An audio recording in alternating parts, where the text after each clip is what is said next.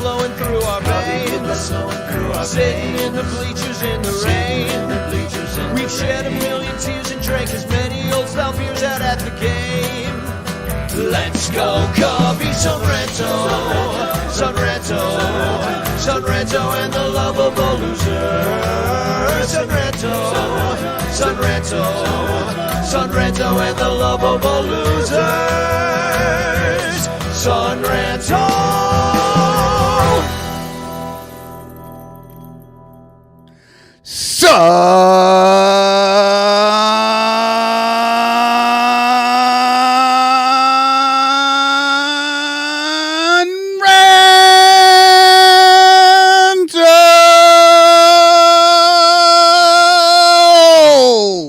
Hello and welcome to the Ranter Roundtable. My name is Danny Rocket. We've got a whole lot of shaking going on tonight.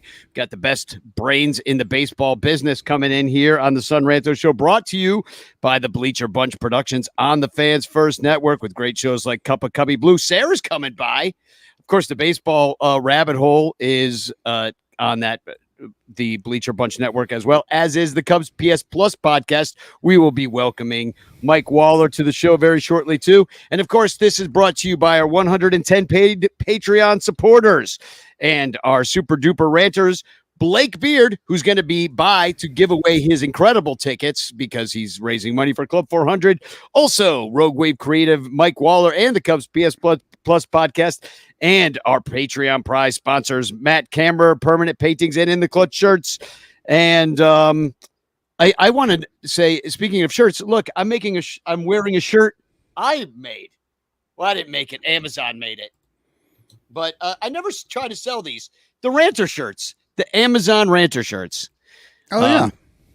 I always forget that they exist until I find it in my drawer. So I just got to ask you guys, how you guys doing? Infield Fly Girls here. Michael Kahn's here. What's going on? It's hot outside. I hate to tell you, it's beautiful here in Iowa City. It's like high in the 70s today. So it's been amazing. So sorry to hear it's so hot out there. I feel like I left Central Florida and traveled 3,500 miles. I got to deal with this for like a week out of the entire year. But like this week is miserable. There are mosquitoes. I'm like, what do I stop? Now, and that's different for the Pacific Northwest than it used to be, right? It's like hotter than ever up there. Little global warming action, or climate change isn't real or anything, but this is new, right? I'm melting. I'm dying. I'm drinking lager. I'm not a lager person. It's just too hot for what I normally do. But look, it's pretty. Look at this pretty thing. Well, that is nice looking. Isn't that? Is that Sanji? Yeah, I think it's Sanji. It's from Scuttlebutt Brewing Company here in just a little bit north of where I'm at now in Everett, Washington. And there's a Japanese style lager. It's got this really pretty tree on here. And yeah, getting ready for Sun Ranto goes to Japan. God, that'd be. Well, I'm rocking the Deschutes. That's also from the Northwest. And maybe you should have found one of these, a fresh squeezed IPA. These things are $2.99 for the 20 ounces. Not too bad. For $4, I'm rocking the 40. Deschutes is they're Oregon, right? Like Portland area, something like that. Yes. I like their stuff, actually. Speaking of Deschutes, do you know who has Deschutes? Trevor Bauer. Trevor Bauer. Apparently he has cholera. This just in, just because it's breaking news, I figured we start here. Because, right. That's the place to start. That's the place to start, right at the beginning. This is from Christopher Bone. B-O-A-N, maybe it's Boan. He says, a source in Trevor Bauer's camp told me last night that he's dealing with what the source believed was a case of cholera in Mexico. And Brandon Warren, for the first TFC of the night, said, cholera has requested privacy at this tough time. It's reminding me of that famous novel, Glove in the Time of Cholera. Did you say glove in the time of cholera or love? Yes, love in the time of cholera. Yeah, so you won't be pitching anything except for the toilet paper in the garbage. But the only way Trevor Bauer could ever be less full of shit. Well, I will say this. I worked really hard on this all afternoon. As soon as the news broke, I got some guys down in Mexico from when, I got married down there, and I said, hey, could you do me a solid? I need you to go find where Trevor Bauer is in Mexico. And I'm going to need some real audio for the show and for the Ranter Roundtable tonight. And he sent some up. So check this out. Oh, God. Set up a car alarm. Is it? Sounds like his last World Series appearance. Everyone who is planning on coming on this show just backed out. Yeah, they're like, we're not doing this. Your phone's gonna start blowing up. Sorry, Danny. We're out. No more poop jokes. Well, if they weren't mad about that, then they're going to be really mad about my opening speech, because I do have something to say, and that is, it's been a kind of a tough week for America, and so I'm going to need a little American music to give my little speech here. Saturday was a terrible day for our country, as a senseless act of violence befell us, as the Cardinals swept the Cubs in a doubleheader. But on Sunday, the Cubs hit a bunch of homers and made Jim Edmonds cry in his piss-ass Busch Light beer. What's wrong, Jim? Did the nicest guy in baseball trigger you? If there's one thing that the Cubs splitting the series with the Cardinals on the same weekend that the former President Trump is shot, it's the false hope that something that's never going to happen is never going to happen. So here's to our second half, Cubs fans. Together, we'll cheer on our Chicago Cubs like Donald Trump. Because as the Secret Service failed to do their job and keep him out of harm's way, he bravely exclaimed that the Cubs can still win the third wild card. Oh my God. This is We're off to a rip-roaring start, huh? I didn't think it was going to get worse than poop, and you proved me wrong. And then there we went. I just wanted to let everybody know what we're doing tonight. First, we're giving away a prize. Here comes Blake Beard to give away. Blake Beard, I'd like to welcome you to the show because we're going to give away some tickets from you, and I'd also like to welcome to the show our incessant co-host, Crawley's Cubs. Crawley's here from the Fly the W podcast, formerly of the award-winning Ranter show, and also my co-host on the Cup of Cubby Blue show. It's Sarah Sanchez going to be joining us tonight. Just up after we give this away, we're going to let Blake go, and we're going to bring in Kyle Stanley from the Setup Man podcast. So just to let everybody know that you're in safe hands here on the Ranter show.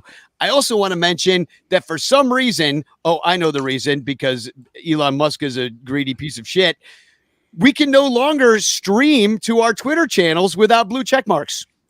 This was brand new, just found out right now as I tried to stream to Twitter. So if you're watching us on Twitter, you're in a different dimension that doesn't exist. And you have to be watching us on YouTube or on the Ranter Facebook page. So I guess Mark Zuckerberg gets our money, Elon. Sorry, brother. We're back to Discord. What's the other one we use that we got all the trolls on? Twitch. Jeez, I remember that. Back to Twitch. So, hi, Sarah. How are you? Oh, I'm doing well. I saw hi, Sarah, in the chat, too, so I was waiting. Yep. And now she's twitching because Jed Hoyer's losing sleep. The Cubs are maybe in, maybe out. I hope Jed Hoyer has the worst sleep possible. I hope he gets Trevor Bauer's cholera. Yeah. Send him to Mexico. Give him some cholera. And then, and Crawley, how you doing, buddy? What are you drinking? You're up in Wisconsin, huh? Yeah, I'm drinking Totally Naked. Nice. Now are you? Are you pulling a Clark down below, or? Absolutely. I'm flying the W, flying the wing. Yeah, because it's early in the show. I did notice you're wearing a shirt, which is weird. It's weird for you. Yeah, I'm up in Wisconsin enjoying got a beautiful sunset and talking Cubs baseball. Hopefully they keep it going in the second half. They can start kicking it up like they did the last week of the season. That's the plan. You just can't you can't lose a doubleheader to the Cardinals. That's just, it's still breaking my heart. But Blake's here, And Blake, you have these incredible tickets. I'm going to show you a picture of everywhere where Blake gets to sit at all his games. Look at these incredible seats. You can see everything for right there, right by home plate, between third and home. You see every pitch coming in. You see the freaking the guy on deck's butt. It's incredible. And you're giving away a pair of tickets to this game on July. Well, it's tomorrow. Tomorrow. Okay, Yep. so you're giving away these tickets. So the lucky winner will win tickets. That's a little bit better than a chance postcard. A little bit. See, we're working on a budget here on Sunranto, but first we're going to try to get money to go to Japan, and then we'll work on giving away some tickets. I figure if I start swimming now, I can avoid the plane fare. $1,000. We'll get it. We'll raise money. We'll have a bake sale. Just ask for it on Twitter. Yeah, we'll pull We're actually not allowed to do that on Twitter anymore unless we get a blue check mark, which then takes all the money that we'd be trying to get just to have a blue check mark. Yeah, it's okay. We'll just It's an Ouroboros. So I'm going to put up. This is it's a pretty boring way. It's no wheel of grievances or chance wheel. By the way, hashtag chance in the chat if you're nasty, and you can win a Frank Chance postcard sent to you by me with a message of love and doom. But why don't we just pick one of these? It just says randomly select winner. So I'm going to press the button, and a winner in front of God and everybody will see that they are the winner. So randomly selecting the winner. Oh, my session is timed out. Great. All right, I'm back in. Now you raised about what, $200 something for Club 400. $220. Yeah. $220. Here we go. Okay. Randomly selecting a winner, and the winner is Claire Hine. Claire Hine. So congratulations. You are going to the Cubs game tomorrow, and it's not me. I was going to try to, once you gave me the login to this, Blake, I thought that maybe I could go in there and doctor a couple of the names to ensure my victory. But unfortunately, Danny, I mean, you're not out of it yet. There's 2 tickets. All you have to do is get Claire to take you. Good point. Yeah. Blake, do you know Claire Hine? Do you know the winner? I do know her. Yep. Did she go to the game tomorrow, or is she busy? I don't know. I'll have to ask her. Just to see. Yeah. Well, you'll have to tell her she won, because I certainly didn't. Except for here. I did try, but I don't think she's listening to the Ranter show. So Blake, thanks for doing that. That's freaking awesome that you've been able to be so generous with those tickets. Well, thanks. I've got a good ticket partner who always lets me do weird things like this. So, yeah. Good. Thanks for having me on. Yeah, dude. That's thanks. cool. And we'll see you probably at Wrigley at sometime soon.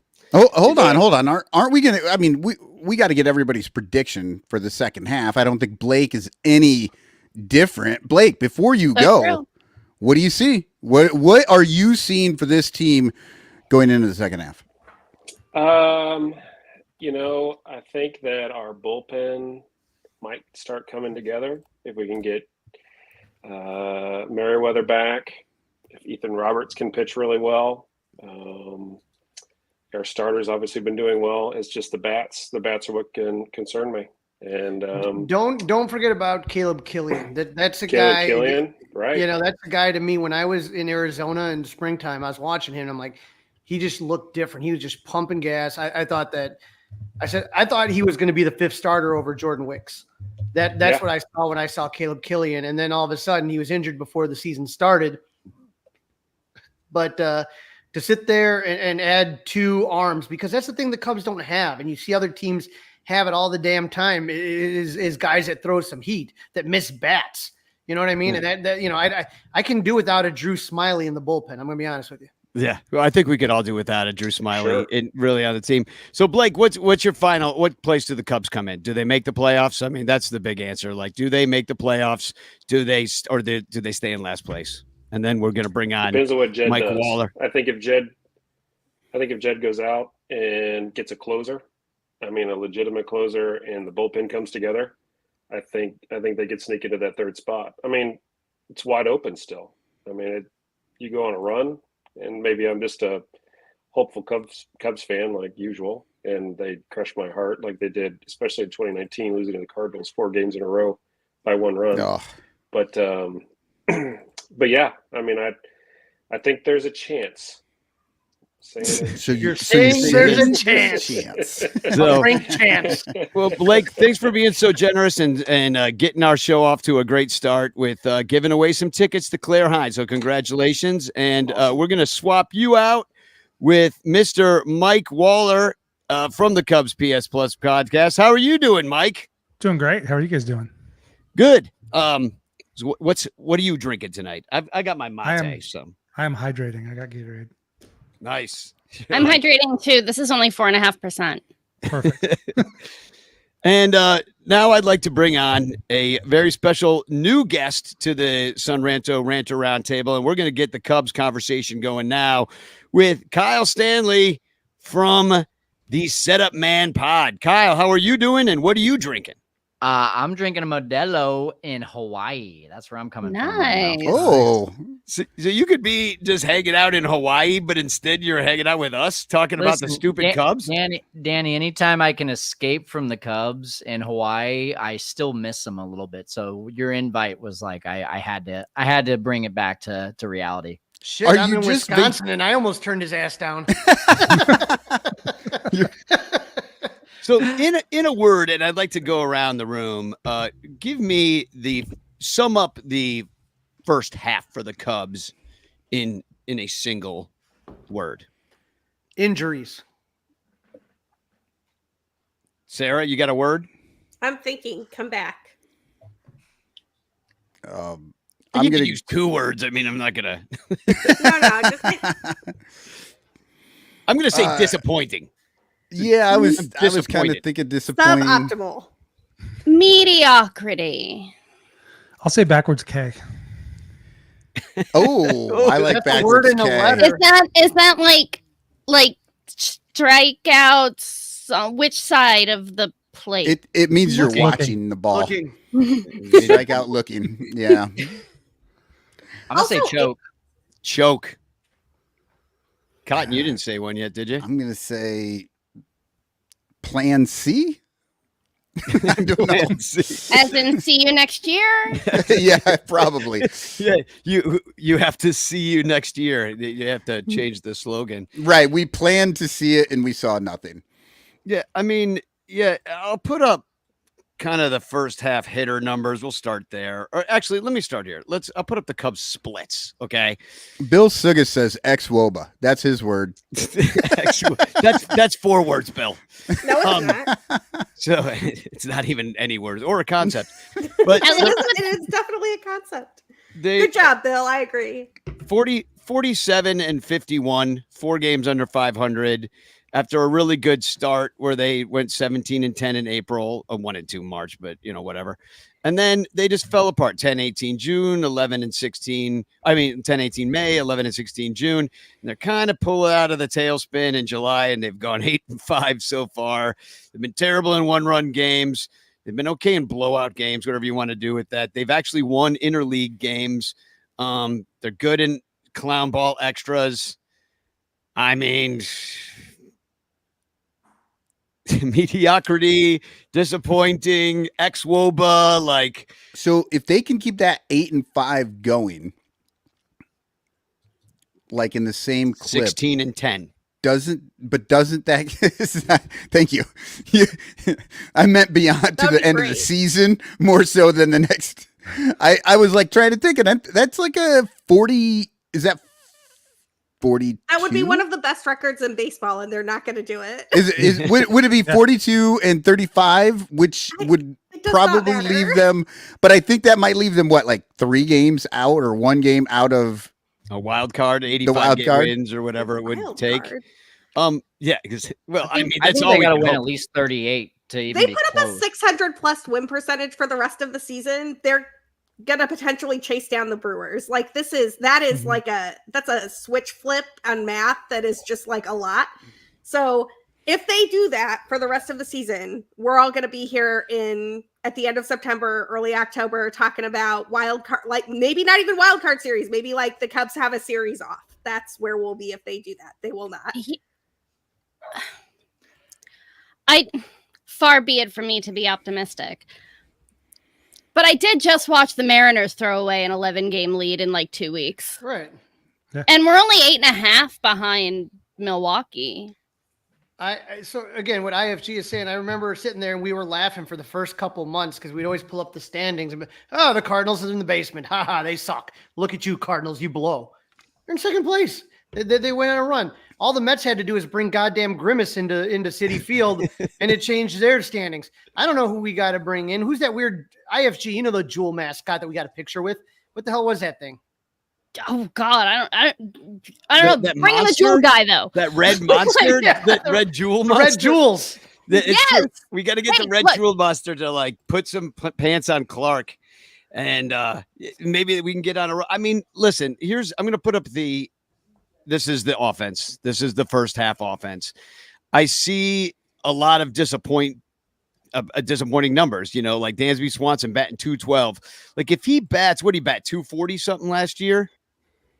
If he pulls that up to even where he was last year, that's an exciting second half for him. And maybe if he becomes an average MLB player, well, what if Bellinger starts hitting home runs? Like, you know, it was a disappointing first half for him. He's still injured. He's got his finger hurts, you know. You got Christopher Morel getting screwed on pitches left and right. You've got maybe he starts swinging at that ball that's just slightly outside and starts hitting those down the line for doubles and triples. You know, like I can see that there's potential within this offense. Is anybody? Yeah, there's the jewel monster. There it is. Oh gosh. The one-eyed, one-horned, the jewel.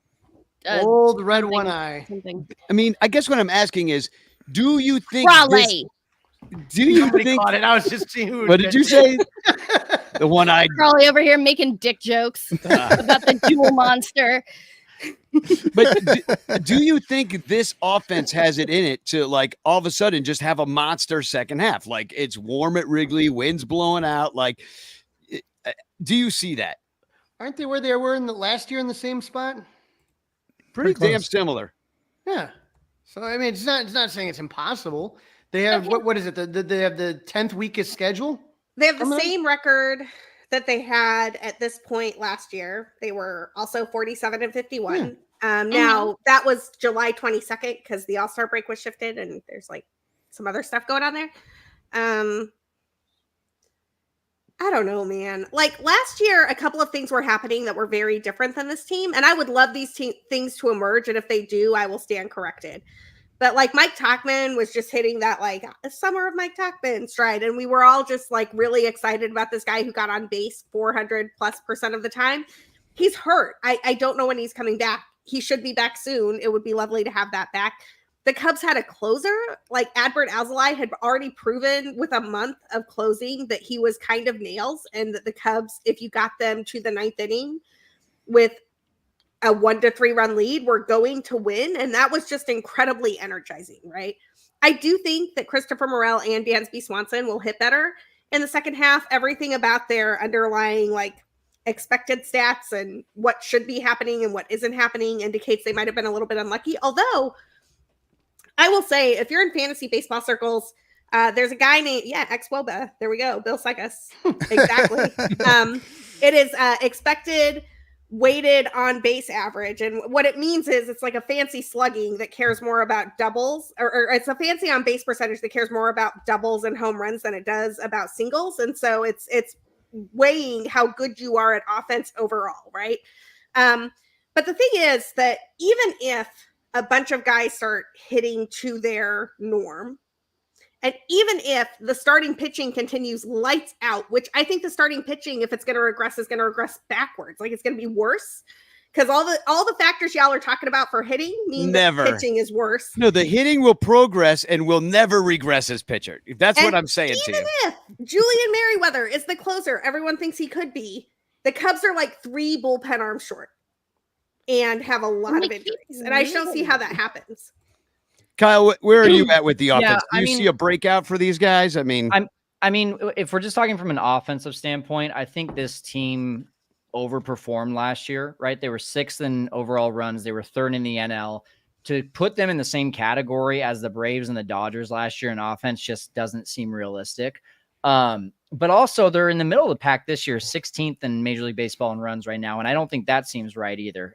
Do I see them going on a run like they have the last 11 games and getting up to like maybe 10th or 9th in offense? Yeah, I think so. But is that going to be enough? I'm more excited about like if we can just see 2 of the 3 that are really underperforming right now, Dansby, Morel, and Bellinger, that are, if you look at their career OPSs, I've got the numbers here, but like all of them are at least 60 points below their career OPS. They're far under what they usually do. So if you can get just like 2 of those 3 guys, at least it's fun baseball. And I just don't really want to see Jed do the same thing last year where it was like, oh, well, they went on a run, so I felt like I had to buy, and then I get rid of all of these guys that could maybe make an impact in the next couple of years. I'd rather see him stand pat and see what this team can do, see if they can raise the bar of what they did last year to now this year. And if they make the playoffs, great. But if not, at least you hold on to your prospects and you have a much clearer idea of, okay, we tried Morel, no more. Let's bring in Shaw next year. Or, hey, Morel ended up doing it. Maybe Nico's the guy that we're going to see trade, and maybe Shaw comes in at second base, right? Like, just see a plan through, and let's try something without just going off of like these gut reactions of like, oh, there's a streak, so let's go buy some guys. I think standing pat is definitely. I don't.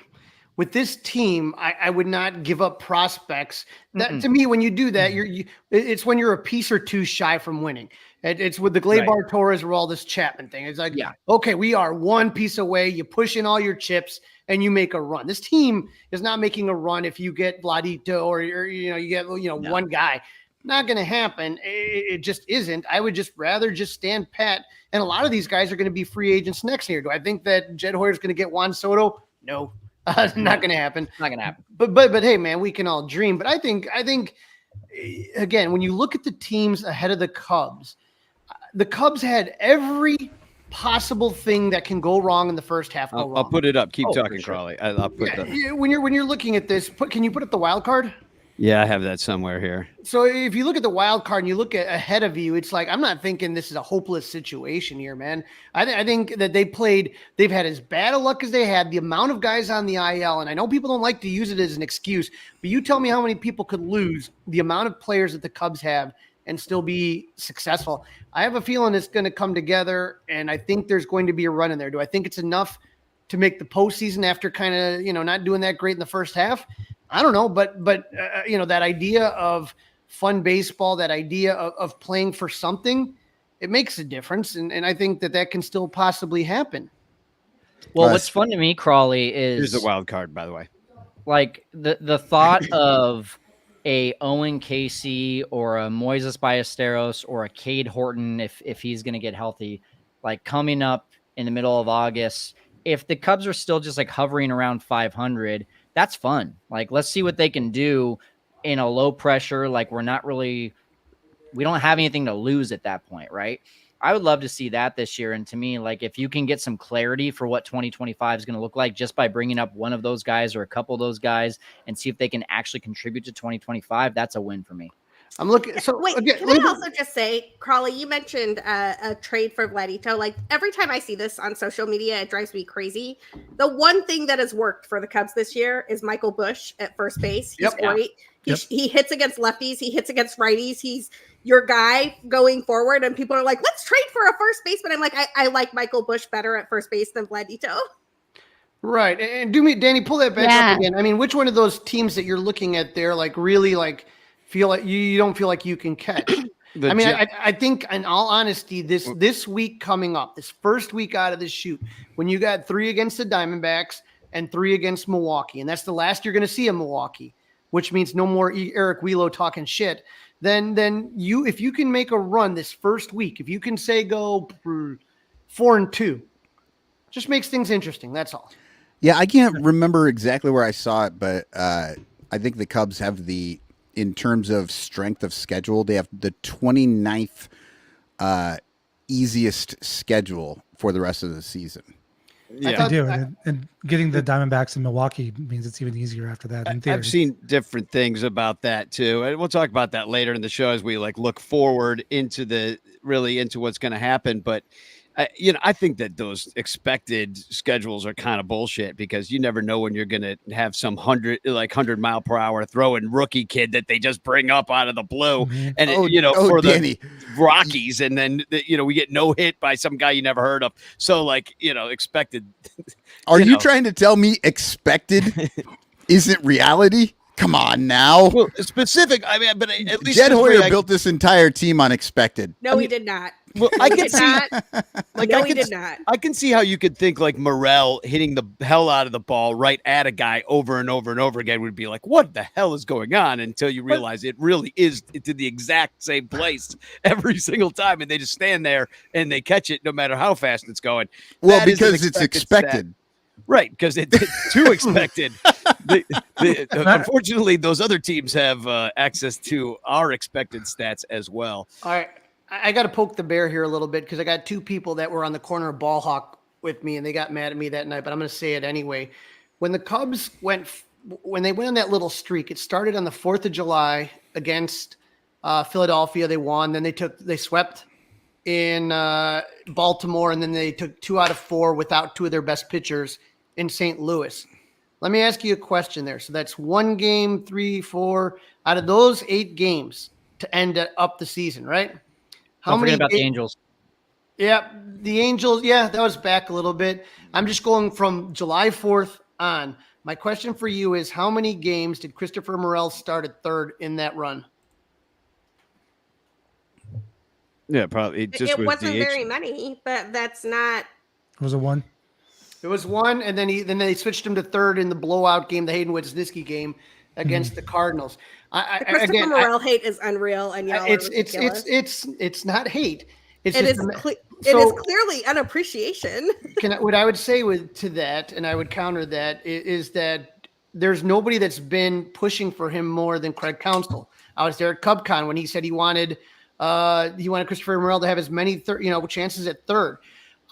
Let me ask you this here. How many games do we got left? We got what? How many? Do some math. Not enough. We have 64 games. How many games out of those 64, sir? I'm asking you, do you think Christopher Morel starts at third out of 64? I don't think that's particularly relevant. The tool that Christopher Morel brings to the table that is better than any tool anyone on the currently rostered Cubs has is his bat. And it is his ability to hit homers for days to every single field.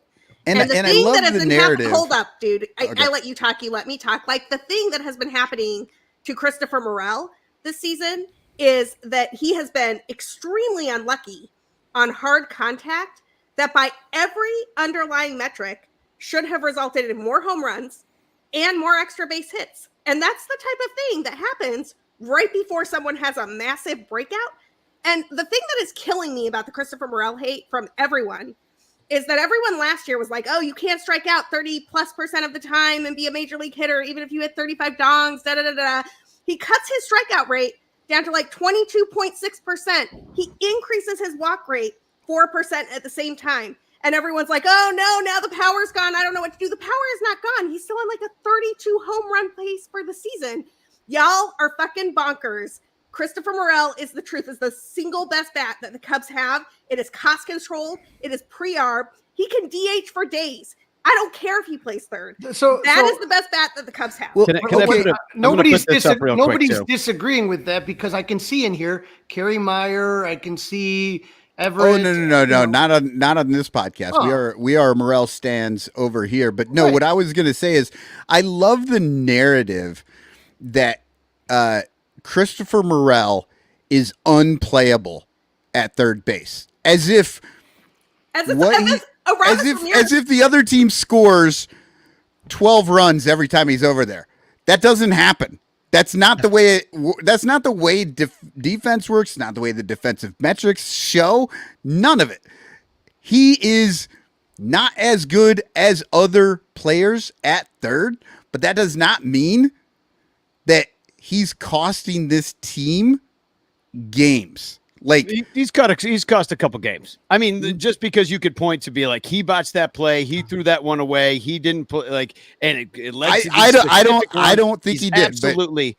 I can't argue it right now because I don't know which games you're talking about. I don't give a shit about like, oh, spread out over the course of the entire time. He's worth -6 runs. I don't care because those -6 runs cost like 3 games, like specific games. Like give up your -6 runs when the Cubs are up 12-2. Then make all the errors in the fucking world. I don't give a shit. But I want to bring in. He's not the only one who has had like moments, like really bad lapses on defense. Look at But like the entire team has looked terrible at times. Belly has looked terrible at times. Dansby Swanson, like Gold Glove or what? I don't know what's going on here. The only guy that looks like himself every single day on defense is Nico Horner. The catching situation is an atrocity. And we're going to sit here and be mad about the kid who is 25 years old that has 35 plus home run pop that cut his K rate down 10% and increased his walk rate 4% while having elite hard hit bat, yada, yada, everything. Like, come on, y'all. That's ridiculous. I want to bring in another voice into the conversation because that's how the Ranter Roundtable works. And here comes Pat from Wrigleyville Nation. Que pasa, Pat? How are you doing? Hey, how's it going? Nice to see you. Good. Ooh, look at this. Our heads just got bigger. I can keep switching around to different formats here. Hey, look, Danny's above me. I can move it. Exactly. We had the Brady Bunch. We need one more to do the Brady Bunch 9, I think. So, yeah. Somebody phone a friend. Well, first of all, Pat, how are you? How's the All-Star break treating you? It's been just fine, I guess. We got to watch the National League almost win a game, All-Star game. I was hopeful for a minute. I should have been, I suppose. But Pat, are you in Hawaii too? I wish. Kyle's hanging out with us instead of sitting in Hawaii. There's some luau going on the beach with some hot fire girls doing the thing, and he's sitting there talking to. Oh, there it is. Oh, look at that! God, is that like a golf course out there?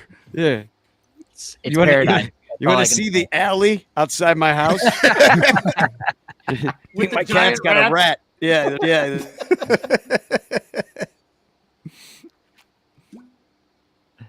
This is awkward.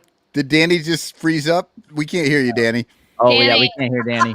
Danny, we Yeah, lost you. it's awesome because he's really saying something important. You can tell. Really, He's animated.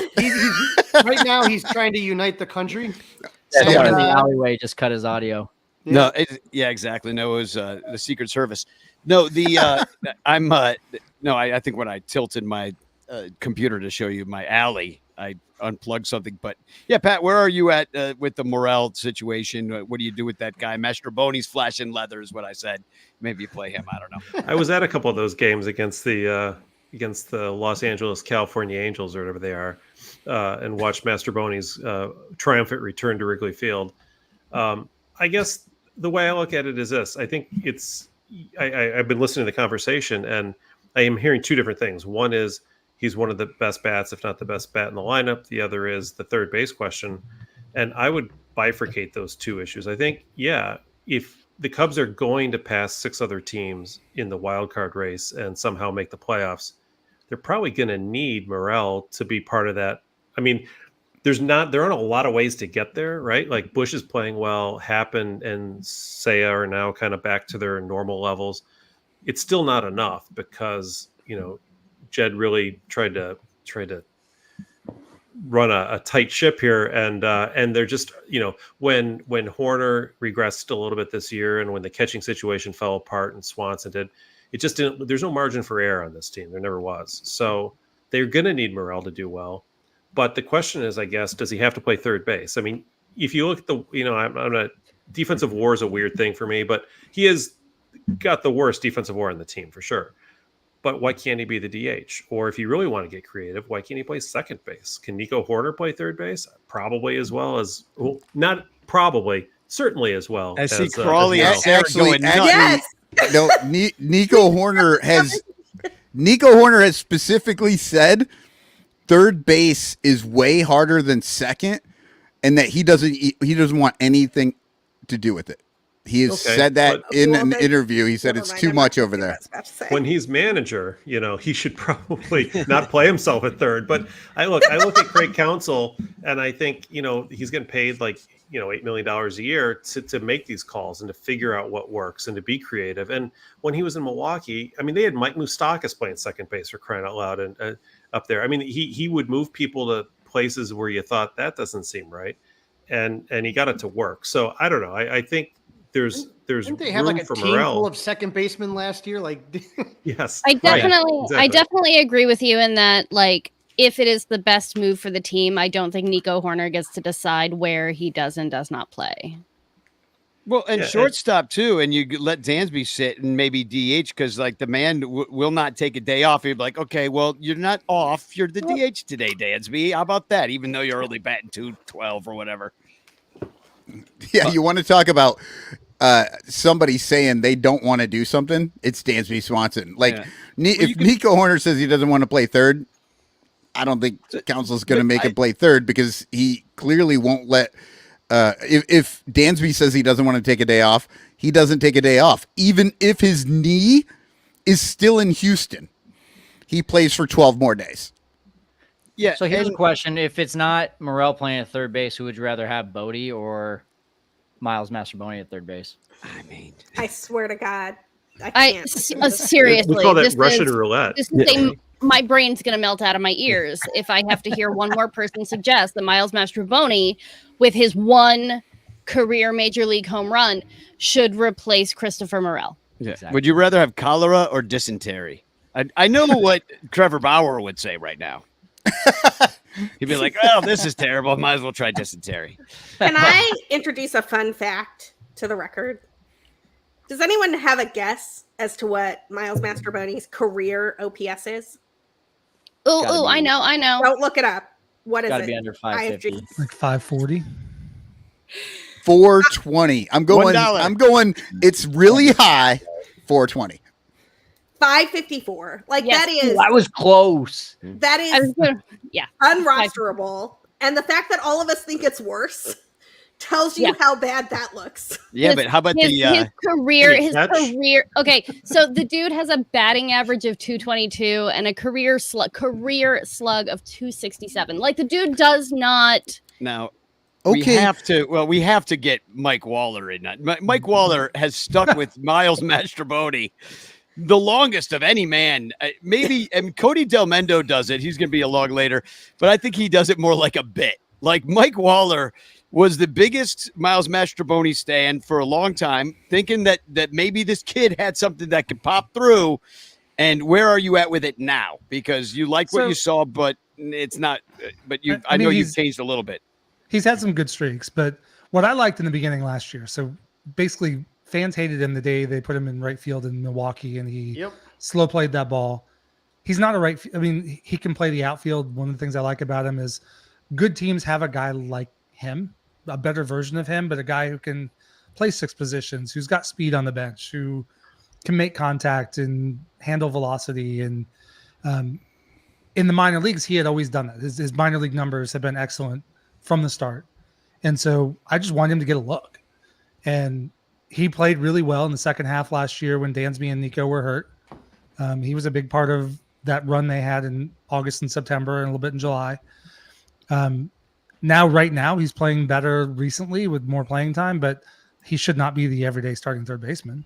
And that's an indictment of what's right. in the. I mean, so with exactly what they have now, I would play Miles at third base a little bit. Christopher Morel would always be in the lineup, probably DHing a little bit more, but not every day. I would get Morel some work at third base too. One of the things I do like about what Council's done this year is he committed to Bush at first and Morel at third base for a long time. That's something we never saw last year. So here's a quote that is famous here. It's from F. Scott Fitzgerald. I'm going deep here, guys. All right. Jesus F. Scott Christ. Fitzgerald. Little The F. Scott Fitzgerald, the famed 2024 Cubs analyst. I read this in Moneyball. Hold on real quick. It says here, the test of a first-rate intelligence is the ability to hold two opposed ideas in the mind at once and still retain the ability to function. Or as I like to call it, OJ killed his wife and the LAPD are corrupt. Both things can be true. It's not OJ's innocent because the LAPD are guilty. Both things can be true. So I think the thing, and I think they have these stupid commercials that taste great, less filling, and the guy yells, "It's both." It's the same goddamn thing. Christopher Morel is a bat that you need because this team has no pop, and he gives you the best chance for hitting the ball out of the field. At the same time, whether you want to blame, Grandpa Rossi for not playing him last year, if you want to blame whatever, it just doesn't. Sometimes, yes, their stats and spreadsheets, and you look at all that stuff, and then there's the eye test. I'm just saying, is that would I want him? Yes, I remember sitting with Michael Cotton for years on the Sun Rantos show, and he would argue against the DH, saying they just use it to rotate guys. There's not a big poppy type of guy. Well, you got a big poppy type of guy in Christopher Morel. He's not as big as him, but he can hit the ball a hell of a long way, and you can still have someone that plays better defense at third base. Both things can be true. Well, Crawley, that's a great point, and I want to ask you a question to follow up on that. Because the two places that it seems like Christopher Morel would be best suited, he would be the best guy on the team in those spots, assuming one we already talked about, Christopher Morel at second base, move Nico Horner to third. Nico has the arm for third. He has the defensive ability for third. He has the range for third. So then you put your strong 40 home run dude at second base, or alternatively, you throw Christopher Morel in left field, where he would be a better baseball player overall than Ian Happ and has a better arm than Ian Happ, doesn't need to hit the cutoff man when he throws to home plate, for example. And then you have the strongest possible team. Unfortunately, Ian Happ and Nico Horner seem sort of locked into those positions, and I don't really understand why that's the case. And Danny can attest to this because I complained about it from the moment it happened. I hated the Ian Happ extension. I thought that the no trade clause is a terrible idea. The extension in general, the no trade clause is the cherry on the shit sundae there. That was an absolute disaster. I've been saying it since the day it happened. And I don't know who Terry E is, but if you're Wrigley Field, I'm buying you a beer. You made me laugh out loud about the who is Fitzgerald. Terry is like, who is Scott Fitzgerald and why is Crawley saying F him? Ted 2, for those of you that don't get that reference, Ted 2. Absolutely brilliant. Well played, Terry E. Well, can we move on to pitching too? I know that the bullpen has been a pretty big disappointment. Hold on, Danny. Do we want to take a quick break? Bullpen. No, I don't, because we got other people coming on later. But okay. I was just thinking if we were switching topics. No, we'll switch topics when we switch people, but we're gonna get into the pitching. The pitching for the Cubs has been absolutely great out of the starters. I'll put up those numbers right now, with the exception of Kyle Hendricks, who currently has a 7.71 ERA, but that's about half of where it was in April. Exactly. He's just, we don't know which Kyle we're gonna get. It's like Jekyll and Hyde Kyle. We don't know. Like sometimes he comes out there and he's absolute dog shit, and other times he's lights out again. It's like the old Kyle. We've had our all-star Shota Imanaga has got an ERA of 3. Tyone's at 3.10. Steele's at 2.71. Assad, who's just back at 3.27. He's been good rounding out the back end with your Ben Brown, whose left neck is still hurt. Thank God his right neck is okay.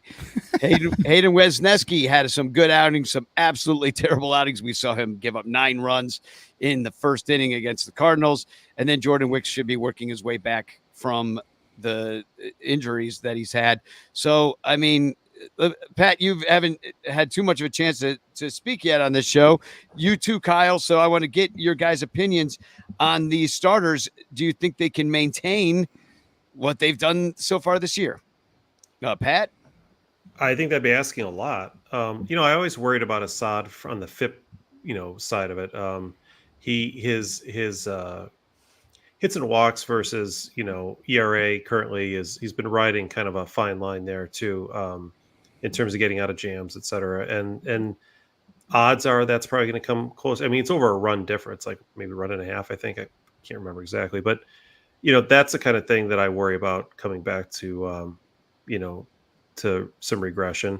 But I think the biggest problem with the Cubs pitching right now, in addition to the obvious disasters we've had in a lot of late inning situations, is that too many of their pitchers right now are hurt, and too many pitchers they were relying on, mostly younger pitchers too, which is not great, right? So without Ben Brown, without Wicks, without the hope of the great savior coming up from the minors, Cade Horton, because there was talk early in the year that he'd be here right about now, and it sure looked like that might be the case, and now it's not looking like that at all. Alzolay obviously out for who knows how long. So you can, a Merriweather or a Leiter can get hurt and pop back in, and that's fine. But it just seems like when you have, and Little now is out, you've got like 5 guys who have Yancy Almonte. Yeah, whose return dates are often like no one knows, right? They're not throwing even. Like that seems, I mean, it's almost August, right? Like we're running out of time for that. And so it's going to be hard, I think, for this team to really rely on the pitchers they have without any additional help. So, and I don't know if you talked about the All-Star or the trade deadline stuff yet, but Sarah was right. They need more than one pitcher right now, and I don't know if they're going to be able to do it internally. So that leaves me with a little bit of pessimism. But I've been greatly surprised and happy with how great Tayon's pitched so far. Fingers crossed, and obviously Imanaga and Steele and everybody. I mean, that's great, but I just think they're running out of horses. Yeah, where are you at with the staff? Do you think they need to add to this? Do you think that's something they would add in a trade, or do you think it's more likely that they start shipping these dudes off, Kyle? I mean, I hear your question. I kind of just want to respond to Pat there really quick. Sure. First. I just think like JD and Boog talk about it all the time, right? Like usually when someone's playing really well, they're not as good as them playing really well, but when they're playing really bad, they're not as bad as what they're playing. And I think that right now we're kind of seeing like the bullpen is starting to show like, hey, we're not as bad as we were the first, 2.5 months of the year. But I also think there's going to be regression from the starting pitching. I think that starting pitching was phenomenal. You've already seen Shota start to regress a little bit. Steele looks like he's now pitching on a Shota level from like April and middle of May kind of guy. And I think that he will continue to be successful, but I don't see Taillon keeping the streak that he's got going. I would love to see just a healthy starting pitching rotation so that you can have either Ben Brown or Javier Assad in the bullpen, because the bullpen needs that. They need one of those guys in there because Hayden Wesneski has not proved to be a good, long innings guy, but one of those guys can be. And that could be huge for this bullpen staff to me right now is if they can just have a healthy starting rotation, Ben Brown or Javier Assad becomes that 2-3 inning guy with a 1 or 2 run lead in the 5th inning when your starter doesn't go very far. And that could be ginormous for this team. What about Caleb Killian? No, I hope so too. But again, injuries, right? Like we haven't. I would love to see Cade Horton be that guy. I'd love to see Caleb Killian be that guy. I'd love to see what's his face, Keegan Thompson come back and be that guy. But they just haven't been healthy enough. I'll put up the numbers so everybody watching can take a look at them too.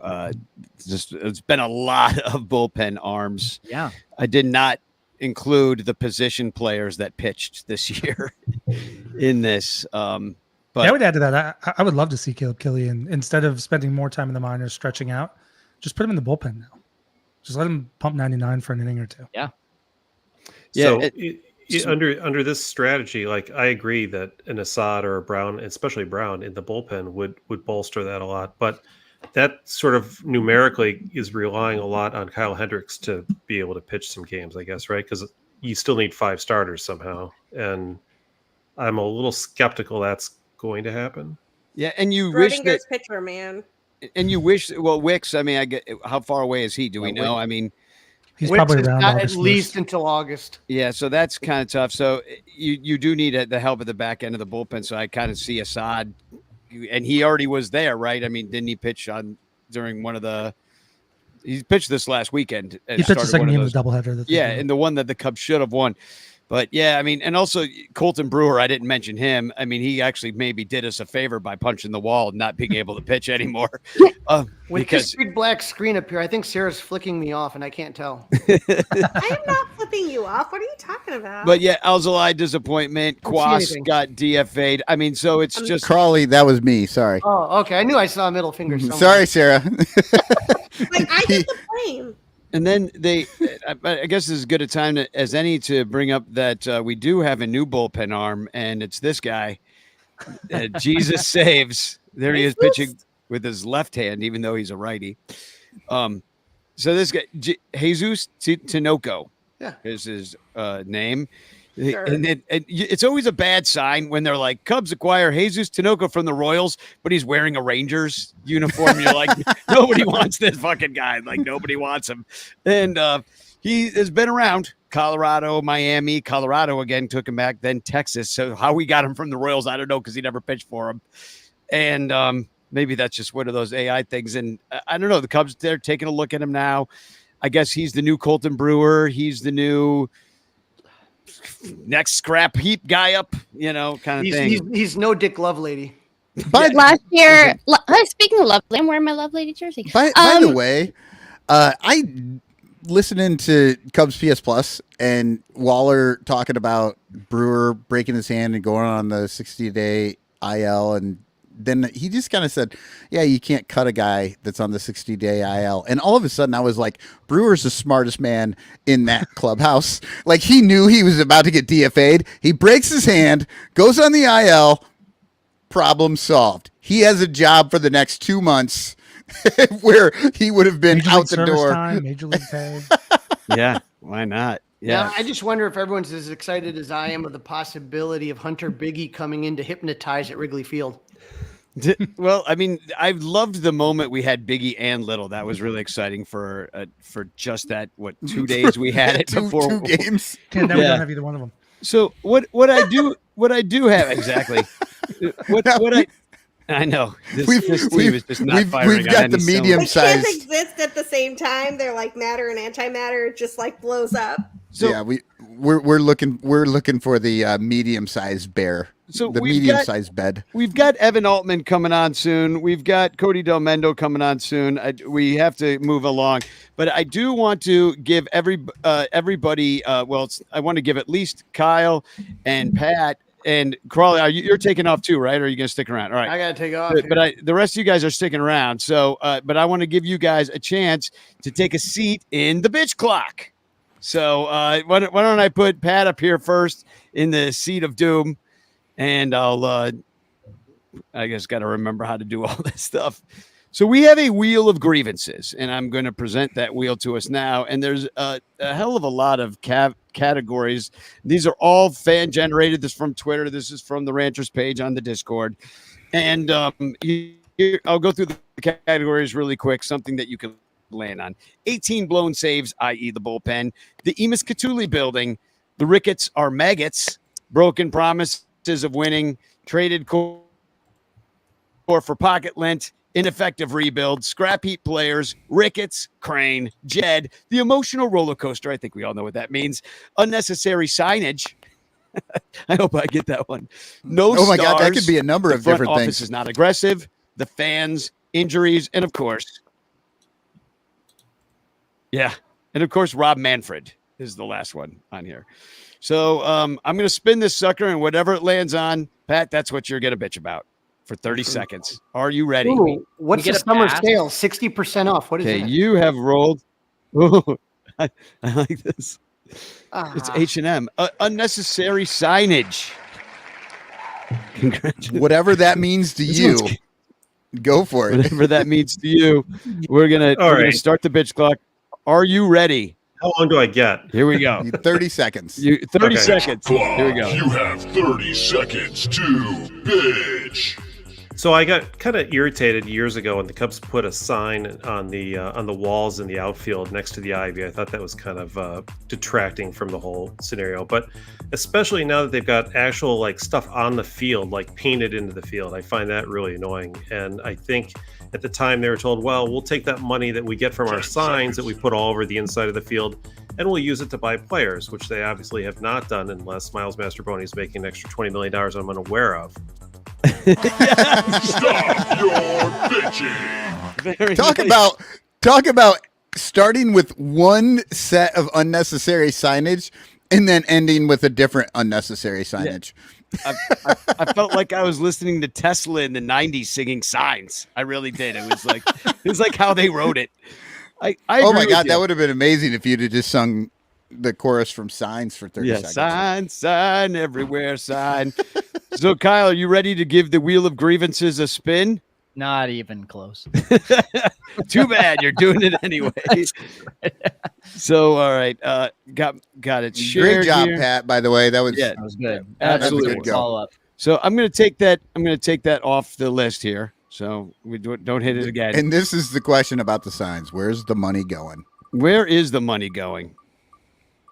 Okay, here we go. See, I don't know. This one, people were like argued with this guy on Twitter.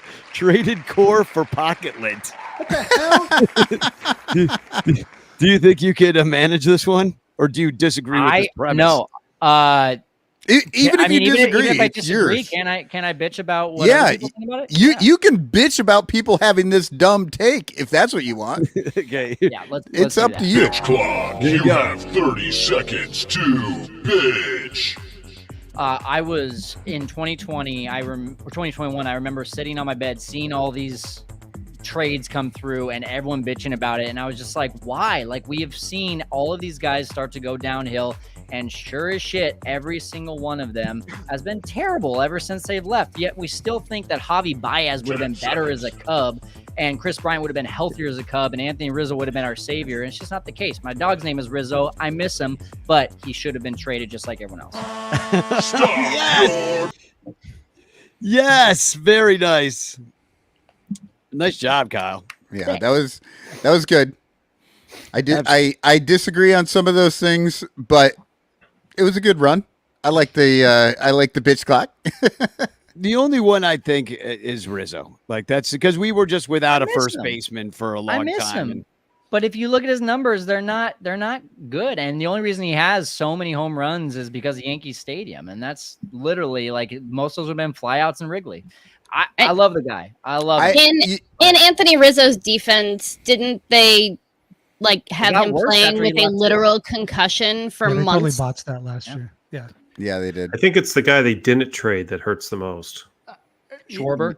Yeah, they just cut Who him. they gave away for literally nothing. Literally nothing. That for was no the one reason that you talked about, whatsoever. Lynn. Immediately before. If you look at the season He he had had, a though, DH. he didn't deserve to get traded for anything. It was the season before that they should have traded him if And- they were and- going They to. should not have traded him. They should Not have traded him. They should have been Yeah, like, hey, for sure. we're Only gonna they had have a left-handed DH, power so hitter. we should keep Yeah. the major power hitter. And there was also you, Darvish. They did it to save that was a $1 weird million, one. by the way. $1 million Yeah. is what they saved So by letting Kyle you- Schwarber walk for nothing. $1 It- million. interestingly, They did that. they let Kyle Schwarber walk away for a year of Nick Jack- Madrigal. Yeah, what were you gonna say, Pat? I was going to say that they allegedly replaced him with Jock Peterson, who they had for like 3.5 months, Yeah. who also they gave away for nothing. As it turns out, they traded him, but didn't get anything out of it. And now he also has a higher OPS than any other Cubs. So, it's like should it's have a kept him twofer. too. Yeah. Well, Either or. and that's the only frustration I have with that whole argument. It's not that, I mean, look, you can make arguments about those guys, the Blue Friday, all that stuff, but it's like everybody forgets that you, Darvish, and Kyle Schwarber were part of that too, just because they weren't part of Blue Friday. They're like, Jed Hoyer didn't miss; he nailed it all the way through. No, he didn't. No, he didn't. So that and that's my only thing is when people just forget that there's a whole different there's two more players at the minimum. I'd have They to look more at it, decimated but- the team. The whole Yeah. team got decimated. So I mean, and that was his whole job, and he should be gone now that he did that job. The biggest issue I have with this team is Jed Hoyer, and I don't know that anything will fix this team if Jed Hoyer is still in charge. As long as he's in charge, I think we still just keep getting more and more. And Pat, Kyle, if you guys want to like go after me on that, feel free. Well, no, I agree. I just think like the trade that defines just how uninformed, whether you want to call Hoyer or the organization, was the Nick Madrigal and Cody Hoyer for Craig Kimbrell trade. right? Like he was the best reliever in baseball. He had like a 0.6 ERA through 30 something games that year. You could have traded him for a surefire going to be an ace in the future. And they took a guy with one tool and a guy who already had a couple of years of major league experience. And yeah, he could throw 99, but he didn't really have great results. So like, what were we doing there? What was the scouting telling us that we weren't seeing there? And nothing. Yeah, mean, I remember scouting Crawley sucked. being pissed that day too. He's like, well, "That's all we fucking got for Kimbrel. You gotta be kidding me." Well, and you forget that they fired all the scouts, by the way. Yeah. So that might have something to do with it. All right, give me the bitch talk. I'm ready. I'm ready for the. Oh, just Okay. one last thing on this before I'm probably gonna go soon. But the last point on that conversation, that for me anyway, is that when you talk about Hoyer, you can say what you want about Theo, positive or negative. There's a lot to discuss and unpack there that we can't do right now. But the thing that I never realized how much I would miss from Theo is that kind of swashbuckler willingness to make the deal, right? And Jed can't make the deal. And this team has been suffering from that ever since, and they will until they do, because as we've seen around the league, you got to have a star, right?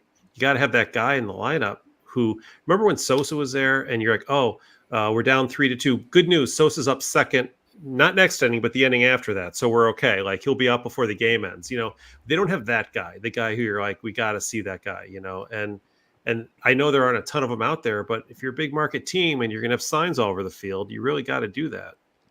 Right. Full agreement. Let's go. Let's bitch. Let's go. One of those signs could pay for somebody. There we go. Hit it there while I go to HMH and see. All right, here we go. 60% off. 60% off for their summer sale at H&M. That's how they keep the bills on here. Okay, you get the ineffective rebuilds. Ineffective rebuilds. So here we go, Crawley. I'm going to put you in the seat of doom. And then we're going to say goodbye to our our bitch clock contestants. So here we go, Crawley. Oh, wait, shit. Sorry. That's the end of it. I got Muhammad Ali. All right. Stop bitching, Crawley. Here we go. Right from the beginning. You have 30 seconds to bitch. If you're going to talk about ineffective rebuild, I think you got to say incomplete on that. There's still a lot of things going on. The Cubs have the number 2 farm system in baseball right now. Some would argue number 1. There's a lot of good talent coming. And as we talked about earlier, you gave up Javi Baez, sucked. You gave up Anthony Rizzo, bad back, and then got concussed.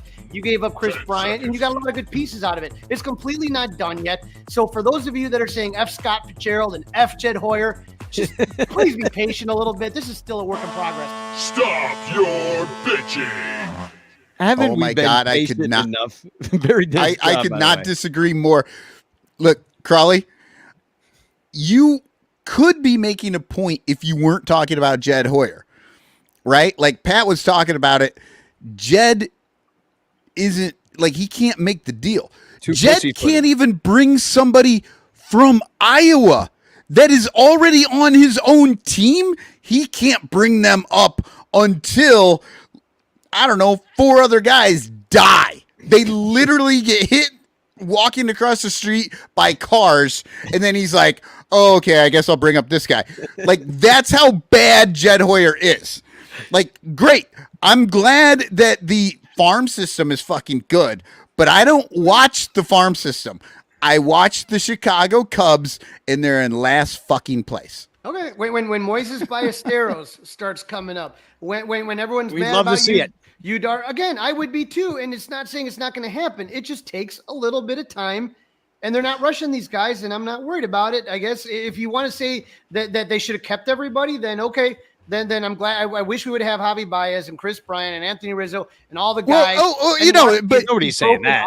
Hey, Crawley, we don't even have to go back that far. Come on. I wish we had Wilson Contreras until Moises Ballesteros is ready to play. If that's the game you want to play, we can play this game. The game is they let people go for no fucking reason. Cotton, you make a great point, and absolutely they should have kept Wilson Contreras. But even if we're going to drop it down a notch, do you remember that when we traded you Darvish for literally nothing of value. We also just gave away Victor Caratini in the package. He would be the best catcher on the team. I think we should get him would back. Be the best catcher on the team, and he's the Cubs in my- had him for Yeah, nothing. And they were like, "Yeah, just take him too. We don't care." And I remember that he's doing felt a little like hip thing right now, but for the Houston goddamn Astros, he's got an OPS of 716 this year. he Let me went to just the throw this all Brewers together and beat for- our I asses. just want to Let me make draw sure this all together Owen for 1 Casey is second, nothing? because you've got Yeah, I was gonna say Infield Owen fly Casey is girls. something. Hold on. Wait, Owen Casey? I'm gonna hold on. Let me look at Owen Casey's numbers. Twinkle in somebody's eye right now. Owen Casey's numbers are 0 in Chicago. Yeah, well, He he's has excited. never I've played seen him play. a He single looks fucking awesome. second Yeah, in Chicago, and hold until on. he Everyone's does, numbers are I zero know, until but they make it to the big club. That's not you know a what? good We can argument. talk Hold about on. that all day. Like, these If we guys can't- are young and they're great, and we love them and we want them to come up. And then, what's his name's back is broken for like the second time. It's Yeah, Brandon we Davis, can't but, get like, into the this. bigger We got to problem move is that on. Okay. Sorry, we I gotta got go. to. I No, just we want got to to. say I love Hold the on. ranters. We will continue. gotta I know go. we I love the ranting, but Ranters. people There's we Scott Fitzgerald. Brendan Davis, Ed There's Scott- Howard. Yeah, Yeah. and also Great. Ed Hoyer's plan Crawley is from the basically Project We'll- 2027. don't worry, y'all. we'll keep Project 2027. Jed Hoyer. That's We'll- the motto. We'll keep talking about this. I just want everybody to plug their stuff. I'm going to plug Crawley for him because he had to leave. Crawley Fly the W podcast. We also have Pat from Wrigleyville Nation. Do you have anything else to plug, Pat? No, that's fine. That's all I got. Oh, I want to put a plug in for Juan Soto. Can we do that? Yeah. Yes, You got it. please. I'll get him for you for Christmas. I appreciate that. I'll bring You're the best, him. Danny. I'll bring him to Cubs Caroling. And Kyle, of course, from the Setup Man Pod. And what do you got going on coming up? Yeah, man.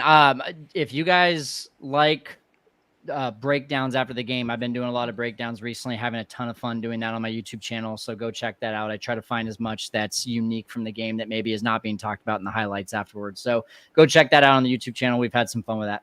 Is it Setup Man Pod on the YouTube channel? If you just search Setup Man Cubs, you'll find it on the YouTube channel. Setupman.net is our website too. Okay, I'll put cool. comments. Sweet. Thank you. Well, thanks for playing tonight. That we had a great time hanging out with you, and good luck to you the rest of the season. Hopefully we can catch some games together. There's 50, 60 left. So maybe we could find one. We're going to take a quick break but first we're going to do Who's That Cubby? Okay, here we go. You guys can guess. Who's my first? Whoa, wait, where'd it go? Okay, here we go. Here we go. Who's that Cubby? The It is a lefty. pitcher for the listeners who can't actually see this. It is a pitcher. There's some red, white, and blue bunting behind him, but there's really no background to help you out with this. He So played in some sort of special game. it could just be 4th of July. So I have who's no that idea. Cubby? Hey, if you want to support the Sun Ranto show, you can do it at patreon.com/sunranto. Here's a commercial for it. All over Chicagoland, there are thirsty, frazzled, overworked Cubs podcasters who are struggling to survive one more baseball season in the dog-eat-dog world of unpaid content creation. But it doesn't have to be this way. You can make a difference. Become a super ranter at patreon.com/sunranto, where your support ensures that poor, sad, pathetic, ugly, loser Cubs podcasters can pay for tickets and beer, and in turn line the pockets of the baseball oligarch Ricketts family. Just $1 a month can buy a scorecard. $5 a month can pay for guitar strings to write a Cubs song. And $10 a month almost buys one beer at Wrigley Field. Cubs content creators are the lowest pieces of pond scum garbage that slither over the face of this planet. But super ranters help them get drunk and screw off at baseball games. What do you get out of it? The Sun Ranto Show delivered to your podcatcher without stupid advertisements like the one you're seeing and hearing right now. Plus, at other Super Ranter levels, you can get Cubs music, access to private Sun Ranto pages, the Ranter calendar, and special thanks and Ranter recognition in our live broadcasts.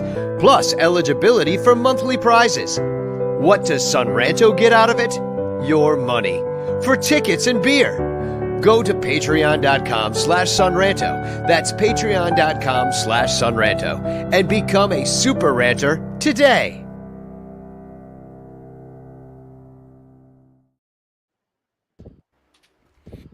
This is Fergie Jenkins. You're listening to Sean Randall, the 69th Beth Cup podcast.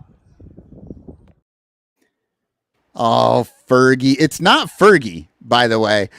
Clinton Nathan was the first one in the chat to get it. It is our guy, John Lester. Come on. Yeah, we got a bunch of correct answers. Jay said Lester. Dominic had Lester. And for some reason, I can't change the picture. It changed. It did? Yeah, it did. There we go. Yeah. There's Johnny Lester. Prasnowski, who's going to be on the show in just a little bit, he said Travis Wood. That would be incorrect, Mike. But we will see you in just about a half hour when we bring you into the show. So John Lester, he doesn't have a very, unique wind-up, but his finish with his leg way up in the air, I found a couple of those, but they were like Red Sox pictures or whatever. And man, that's what I really wanted to put up there because I think people would have really known right away just from the outline. John Lester's finish. So I want to bring on right away. We'll just go one at a time with these guys so that we give them all their due. But first, I want to say that this show is brought to you by Matt Kammerer's Permanent Paintings on Etsy. And also in the Clutch shirts where you get 10% off with code Sunranto. And of course, all the Patreon supporters, you guys freaking rock. Patreon.com/Sunranto. There are free trials available. Hashtag Chance in the chat. I keep forgetting to say that too, because you could win a Frank Chance postcard sent to you by me with a message of love and doom. I got a bunch of those out last week from the Steve Goodman post office. But let's go one at a time here. I'll just, in no particular order, from Cubs Insider. He's a married man with some teenage kids living in Indiana. He's the genius behind Cubs Insider. His name's Evan Altman. Evan, it's great to see you. I don't know that I've ever seen you with your hat on forward. We're changing things up today. We're changing things up. Nice. We're going with the front. Speaking of Matt Kammerer, I don't know if we could. Wrong side. There we go. My Blue Jay. I can't really get it in the frame, but Matt Kammerer Speaking of permanent painting, has done some permanent painting on my arm. So kudos to him. That was the first big piece I got below the elbow. So very nice. It's one of the only reasons to go to St. Louis, right? It is. Yeah. It's technically, thankfully, it's outside of St. Louis, but But no, that was a hell of a lot of fun, and it was really, really cool to be able to do that and hang out with him. I drove out there and back in the same day. It was wonderful. I think I might have to have him hook up my other forearm. But anyway, yeah, happy to be here. And I knew that was Johnny Lester the entire time. As soon as you showed that up there, Johnny Showbiz, there is a distinctness to his the way he would push the hip. He really drifts with that front hip a little bit differently from anyone else. So that was kind of nice to see. I was screaming into this. Nobody could see me, but I was like, it's Johnny Lester. You had to put it in the chat. That's the only place we listen to people. I don't know how to do that. So next up from Bleacher Nation and also my former co-host on Outside the Ivy on NBC Sports. That's 5 years ago now. Oh my God. We've known each other a long time. My good friend and the good friend of the show, Luis Medina. Yay! The former Cubs post-game TV show co-host. Luis rocking the 69 bear. I love this bear. It's my favorite hat. It's purple too. Purple and red and orange. Yeah, see, he's got a purple, red, and orange one. I got the green and red one. Yep. Yeah. Very cool. We're stylish here. How you doing, Luis? I'm doing great. I'm doing lovely. Who knew that the Cubs ending the first half on a win and not having any losses since would put us at peace as a society? Well, not so much as a society, but as a baseball team. Yo, let's just be happy for the north side of Chicago and our extended suburbs and stuff. Listen, I love living in Chicago, and I love that you guys are my neighbors. And another one of my neighbors, Luis is my neighbor, Sarah's my neighbor, and another neighbor, Cody Del Mendo from the Chuggo Show. I mean, CHGO. Sorry, I always mess that up. My It apologies. just wouldn't be the same without you saying it, Danny. Just wouldn't be the same. How are you doing tonight? I've been watching your TikToks, and the Cubs have not been ruining your life for day after day after day. Your life is not being ruined. We had a 9-game not a 9-game streak, but a 9-day streak because that game, like the game they lost to the Angels, I didn't watch that game, so they didn't ruin my day that day. And then they won 5 in a row. And like before that, they won on July 4th and they won on the Friday after. So that it somehow reached like 9 straight days. And then last Saturday, they got swept in the doubleheader. So the streak was ended then. But I watch dogs on the side, if you know. And I know this, yeah. Since this dog is going to be here till July 25th. The Cubs are 6-2 since this dog arrived to my apartment. So I'm doing all the things to can't let him go back. write the season, guys. I'm doing everything here. So when these people come back and they're like, "We need our dog," and you're gonna be like, "Nah, sorry. I hate to tell you this, but you cannot have leaving. the dog. Not before the not trade leaving. deadline. You got to wait till the trade. If they like go, like, they win like the next 3 series. Don't come back from China. I honestly think the owner went to China. Stay. We negotiate a way I keep the dog until November. Yeah. Right. Yeah. I'll give it back as soon as the Cubs are mathematically out. There might be Cody might be looking for somebody else to dog sit this thing if things go south. Right. Right. That's true. Early, That's folks. true. Go pick it up from the pound. Right. Yeah. So, hanging in there overall, though, I will say it was nice. I don't know about you guys, but to me, this week has just been like a breath of fresh air. Like the team was just so infuriating that first 3.5 months that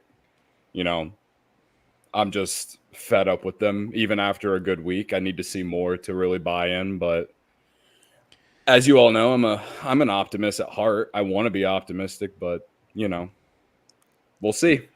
we look, this is Sun Ranter show. We are always optimistic. Well, actually, we're always realistic. True. We're never sometimes idealistic, never pessimistic over here. Well, we could get a little idealistic. I mean, here's some optimism for you. This was something that we alluded to earlier in the show about the Cubs, and I don't know who put this out, have the 29th easiest schedule, like the second easiest, I guess you would say, and the 29th hardest, however you want to put it. With the Giants having the easiest of all schedules, but you also got the Braves with an easy schedule, and some of the Padres with an easy schedule. Those are some of the teams. The Diamondbacks, the Mets, they're not that hard according to this graph here. So does that give you any sense of optimism that with an easy schedule that the Cubs can beat the teams they're supposed to? What do you think, Evan? Yeah, they've done such a good job so far of beating bad teams. So playing more bad teams can surely just be, they shit the bed against all these crap teams for the first 3.5 months, and then they go and sweep the Orioles. I'd rather see them toward the top of give them the Viagra and put them in the hardest schedule, because I really feel like they play up to their competition in a lot of these situations. I've never seen another team that I feel like, without a doubt, and at this point, I can't even remember who it was. Who was a pitcher? Gosh darn it. The other day, who I was like, this guy's got the lowest strikeout rate and the highest walk rate of any pitcher in the majors. And he goes 10 strikeouts and no walks against the freaking Cubs because that's what they do. I don't like it. It feels like a whole second half of trap games. Mm. So the whole second half, the entire second half's a trap for a team who is rolling in the first half. Is that what you're saying? That's pretty much it. I do not echo your optimism or idealism or anything other, any other kind of positive ism. So you're saying it can always get worse? Yeah, basically. And if under 500 and rolling, come on. Generally, it works well. If I say they're gonna suck, then things work out well. So I can't break with that now. I'm gonna have to just keep crapping on them that's the only way it'll work. The more you bitch, the better they play. That's exactly right. They don't know to do better unless you complain about it. Exactly. So- Well, because I've been told Jed Hoyer, Cody knows this. Jed Hoyer makes moves based on what I say should happen. I have, at least according to Barb or whomever it is, like the Cubs make moves based on what I say they should do. I have not seen the money from this. I would like for Jed to maybe provide me some of the income that comes from these decisions. But so if I tell them to suck, then they'll do well. So let's roll with that and see what happens. Well, you mentioned making moves, and one of the reasons I wanted Luis to come on was because like Sarah, they know the league really well. Like, all the players, and because because you play fantasy and stuff like that, and you're trading in out of guys. But I'll ask you first too, Luis, like, what do you see Jed making any moves at this trade deadline, and what are is on your wish list? The moves that he should make aren't the ones I'm sure he's willing to make. Like, if I was Jed, I would have just gotten better players in the offseason, and I would have solved a lot of their problems. Wait, you can do that? But now you have to hope that someone wants to trade with you. It's just like, I look at like the Blue Jays, but even like the Blue Jays are like, oh, go get Danny Jansen. I'm like, well, Danny Jansen sucked for the last 2 months. I know that because I am a fantasy player. I picked him up at the end of his hot streak, loved it, and then he turned into Danny Jansen again. I'm like, oh, I need an actual catcher. That sounds so familiar. I just have a feeling that they're gonna make some moves like, oh, like that could be interesting, and then make some moves like, oh, this is like a cost-cutting move. Mm-hmm. So it's robbing Peter to pay Paul, and all. So you predict basically a stand pat with a little bit of mixing the Legos up. I would actually be okay with a stand pat because I'm afraid that Jed's going to do something stupid. And it's the Homer Simpson sitting at his desk. He's like, everyone be quiet. He's going to do something stupid. That's what I'm afraid of. Jed has lost so much of my hope. Like, Shota was a great signing, but I just don't have any faith in him right now. But that was lucky. Wait, that was because no one else gave him $100 million. He was still just hanging out there. They were like, sure, hold on. I love the Shota conversation because everybody's like, oh, well, Jed signed Shota. No, Shota called Jed. That is how that worked. Jed had nothing to do with that shit other than he picked up the phone and was like, wait, you want to play for us? All right, we'll do that. With her. That was it. That's how DeMar DeRozan ended up at USC. Called Tim Floyd. Yeah. It's how Andre Dawson ended up a Cub too, but that doesn't mean that was a great managerial decision. It was a great managerial decision for them to not say, fuck off, we're not interested. I have a question for the room. Hell yeah, we'll sign you for half. That's value. 1 to 5, does anyone here super trust Jed Hoyer? If 5 is you trust Jed Hoyer, because I'm at a 1. I've been at a 1 for multiple years. I got a 2. I'm at Jed Hoyer is he's gotten lucky every now and again, but there is no way this will ever work. Can we vote in negative numbers? I think a trained monkey that slamming its hand on a typewriter could have done as well. So, funny story. Last year, I got on the real, just railing against Jed as much as possible, just really going at it, fucking just driving me nuts. Fucking Jed. I hate him. And so this year at Ranter Fest, at comedy night, Friday night, I walk in, Cody's there. Cody walks up, and I swear, this is how it worked. He looked at me, he's like, hey, how's it going? I think you were right about Jed. Cody did not say another word to me the rest of the weekend. I saw him the next day. I saw him around that. He was just like, I only have one thing to say. You might be right about Jed. He never talked to me again. And I just thought that was the funniest shit in the world. Well, the thing is, it wasn't on purpose, I promise. But I do remember this moment, though. Jed is doing exactly what he's supposed to do, in a way. Make a team that's going for the third wild card spot in it enough so that Wrigley Field is packed full of tourists and us idiots who will keep going in there because we all fucking love it and we can't get enough. And they want us to be just interested enough that we can just maybe sneak in. Maybe you get the division if everything goes great. Like it's the high floor. They told us what they were doing. I'm going to disagree with you on this. I think Jed built a team that he thought would win the division. I think Jed's biggest mistake this offseason was underestimating the Brewers. He thought that he could hire Craig Counsell and that would gut them in their system. And it turns out that the system is bigger than Craig Counsell. And they even traded Corbin Burns, and we all thought they were done. We all thought they were waving the white flag. So I don't even know if that's just Jed. It was like, oh shit, they got rid of Burns, and they're like, yo, we're gonna continue to beat you. I think the thing with Jed is that there's a failure of imagination here on a lot of levels. He doesn't see the potential in some prospects over others. Like, and I'm going to go back 2 years. This is not just because I just went on a Christopher Morel rant that I still stand by every word, but like there was like a 6-month period where David Ross and Jed Hoyer treated Christopher Morel like Zach McKinstry and Miles Mastroboni and like, I don't even remember Ildemaro Vargas and like a bunch of other guys that like came through the system. They're like, yeah, we're just gonna like. That's not even a real person, like, Sarah. You Ildemaro Vargas is not a real person. See what happens, and I'm just like, You're how making people up. do you not see that one of these players is fundamentally different than the others? That he's like 23 years old and pre-arb and like has all these skills, and it's like really maddening that the front office doesn't notice that.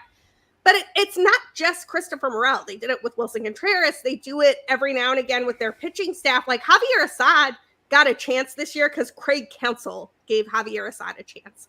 Javier Assad is good. Javier Assad knows how to pitch. Like, I'm not sure it will last forever. I know that the FIP numbers are not great off the numbers he actually puts up, but I think what Javier Assad is doing is actually pitching. He's a location specialist. So when he's healthy, he can locate, and that means that he absolutely gets weak contact all over the place. Jed Hoyer likes guys that look like what his platonic ideal of a baseball player is. Do you mean guys who aren't brown? I didn't say it. You said it, but like I will just throw out. But I felt like it was going that way. Non-brown, and they look good on an abacus. Travel ball dude. Travel ball babies. Travel ball and we have had, I know Sarah, you and I have had this conversation quite a few times where, you know, you end up with let's see, Nelson Velasquez being shipped off. Even Ildemaro Vargas. I mean, like, there is a common thread. Yeah, it's the travel ball boys over and over. I'll agree. Canario. I'll agree with the Morel thing, but like, and I'm a huge Assad fan too, but like he's got a chance to start because Tyone started the year on the injured list, and then he pitched so well that they had to leave him in there. On top of the fact that Steele got hurt too, so I don't know if he would have been a starter to start the year if the pitching staff was healthy.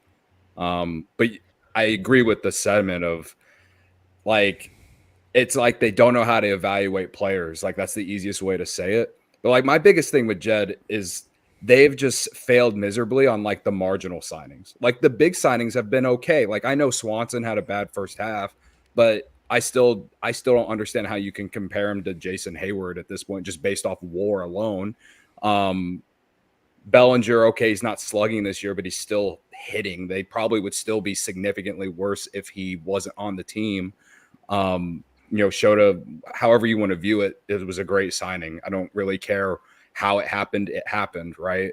But like the marginal signings have been terrible. And then I think we can all agree that they don't make the bold move to like bring in a big player. Like I was listening to another show.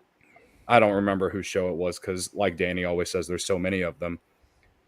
They said 69. There are 69 of them. They said we're the something. 69th. Someone said something about how like this past offseason there wasn't like someone they could go get that would be a big, like there wasn't anyone that was going to significantly make this team better.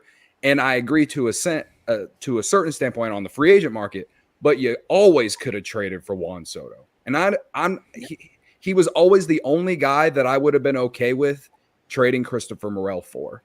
And his value is as high as it ever was then. I'm still high on Christopher Morel. But now, like, he's in New York, he's loving New York, and I guess if the rumor came out that you were going to give Shohei Ohtani $550 million or whatever for over 10 years, then don't tell me that you aren't going to try and go get someone like Juan Soto next offseason. Like, that, to me, that's the biggest problem with this team is or with the way that it's constructed, is the fact that they've missed so much on the marginal signings. Trey Mancini, Eric Hosmer, Tucker Barnhart last year. This year, it's like Nick Madrigal. Like, the fact that he got so much run, the only reason that he got sent down was probably Craig Counsell going to Jed and yelling at him, is my guess. Like him, as someone who gave Jose Cuas a chance, like that was a massive miss. Thank God Nelson Velasquez is basically, not done too much more in Kansas City. We don't know yet on Nelson Velasquez. Yeah. Continue. Not been good. He did get demoted back to AAA, so it is what it is. Like I still feel the same. They're going to have all of us sad. But again, like these marginal moves that can if you build the team well enough, can be a team that or can be moves that honestly put you over the top if you build the team better, like make your team a projected 90+ win team. And if some of these marginal signings work out, then your team is significantly better, right? But instead, he's tried to build the team with just marginal signings, it feels like, in one or two like decent free agents. Well, I think he's done that. And we're projected to win 83 Hold on. You got to give Evan. Evan has to get a shot here. He's losing his mind over there. Evan first. That's the thing. The marginal signings don't matter if you go and get your fucking superstar. Go sign your Bryce Harper, who's making less money than Dansby Swanson. Right. If you have a star, the marginal signings don't matter. Get your Dave Dombrowski, who's got a set of balls and who's going to go sign Harper and then add $100 million players after that. Yeah. Hoyer has his algorithm, and he's not varying from that. If you're $1 million more than what the value on his computer output says, he's not going to do it. And that's the whole reason. When it's based on value, you run out. The Cubs are spending right now less than 47% of last year's revenue on this year's payroll, right? And I get that that's not all Hoyer. But there is a great reluctance, is too soft a word, but we all knew this, right? And I love the person on Twitter who was like, "Oh, Harper's a first baseman now." I don't care, dude. That's what we need. Look at what he does. He's fucking Harper. We spent the whole year last year without a first baseman. Listen to the man talk, and you're like, I want him on my team now. I want this man in my clubhouse. That's your Anthony Rizzo. I'm going to go fight the Reds. I'll fight anybody. I'm going to give the best soundbite ever. The Cubs don't have that. There's nobody on this team I want to listen to for more than 5 seconds. Evan, I agree with every word you just said, and I just want to say, Jed Hoyer forfeited the Cubs as a big market team. Stop talking, Sarah. Somebody clip that. Please send it to me. Continue. Sorry. I just want to hear somebody agree with me. I appreciate you. Yeah, that was great. Yeah. Good job. I agree with every word. Jed Hoyer forfeited the Cubs' big market team status. They are supposed to be able to play this game. They are supposed to be able to go toe-to-toe with the Yankees and the Dodgers and anybody else who wants to put up a $500 million deal or a $600 million deal or $700 million deal. That is why the beers are, oh my God, $20 at Wrigley Field. That is why all of us pay what we do to get into that cathedral of a ballpark. And Jed Hoyer's like, I want to be the Rays. Bite me. Well, he's not even being so the Rays. True. I mean, if he was the Rays, they would be better, though. That's true. So he runs these half measures, and you talk about the marginal players. He doesn't go get the big superstar. We piss around for a year and a half not knowing who Matt Mervis is because he didn't get enough run. Canario is going to have to murder somebody to get into a lineup or something. So if he was really going to run the team that way, it wouldn't be loading up with freaking Hosmer and Mancini and Barnhart. It would be where's my jar? Letting Ballesteros come up. Let Canario 4 references to those guys. On this show, you've got to put money in. Yeah, you got to put $1 in the jar if you mention Eric Hosmer or Mancini. And Hosmer and Mancini has $2. You load up with those guys, and don't let the young kids play. That's why I was actually surprised they've given Bush and Morrell the run they have this year, which is probably Craig Counsell's doing. They didn't have any other options there. That too, yeah. Right. Yeah. Like that. Speaking of like those, like that thing, like last year, I think the fan base in general blamed David Ross for not playing guys like Canario in September and Morrell. The like what Sarah was saying with the times that he would be sitting when you're like, why? And you're seeing it just as much this year. And so to me, it's almost like it's an organizational thing. Like I'm not asking Alexander Canario to play every day. I'm not even a full really believer on the guy, but if he's going to be on the roster, he can't just sit the bench for a week, man. Like it's little things like that just make me scratch my head. And I understand it might not be as bad if the team was winning and they're now trying, like they're in this spot where they have to play the guys they feel most confident with every day. But it's like when Tachman got hurt and they called up Masterboni. And as a Masterboni fan, like it didn't make any sense to me because Tachman has been one of your most valuable players this year. And you have guys in AAA that you're higher on and you call it Masterboni to just be your 26th man. And it just didn't make any sense. Like you're replacing that value with a guy that you're purposely going to sit every day on the bench. Like the only pro that came out of it is that they played Pete Crow Armstrong every single day, which they need to do. Yes. Like he's at least getting one. And I know he's been tough to watch, but he needs. He's been amazing to watch. Fun to watch. It's not hard to watch that Highest, he's got the best DRS in center field. I was talking about offensively. The pure chaos agent is out there. For a team that specifically was built around defense up the middle, like they lead hard into that. That's what this guy brings. So to it. I'd like At what point do we have to recognize that the best defense in the world won't score you enough runs? Never. Can't win if you Never. That. You win every game 1-0. Let me bring in another. I'd like to. I've got some guys waiting in the green room here. I want to bring in because you mentioned chaos, the chaos agent that is Pete Crow Armstrong. Let's make it more chaotic here. We're going to bring in Jeff Rogowskis from. Did I say that right? Yeah, you did. Oh, A+, man. Yes. And he's Candid Cubs from the Bricks and Behind the Ivy podcast. And once again, from his car, Mike Presnowski from Bums in the Bleachers. Always got to What's be up, in the fellas? car. We're going 10 heads, 10-headed podcast, everybody. 10 heads. Wow. This is Jeff, incredible. I'm gonna compliment you on the hat. Very nice. Oh, thank you. Yeah, it's I feel like my hat game is pretty strong, but I'm actually pretty disappointed to find out that I might be the 70th podcast. So I've ruined the perfect number of 69. So I apologize to everyone here. Come on. Don't worry. One of them will delete it now. Don't worry. Sarah and I haven't posted in a while. Somebody is inactive out there. Yeah. We've got you. Like, we'll keep it at 69. It's fine. So let me ask you, like, all right, what can the Cubs do? I mean, Fangraphs is and fuck Fangraphs, but they're because they got no hope. Fangraphs catching strays here. They got no. Here's why I'm saying fuck Fangraphs. They got no hope in the Cubs. They're predicting a 32-32 finish. It's math, Danny. It's math. That's better, why I'm not a math podcast. Apparently. I hate math.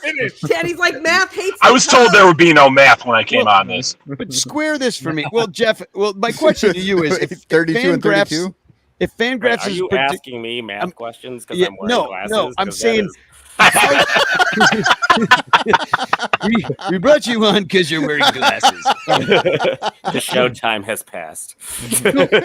What can the Cubs do to tell Fangraphs where they could shove it?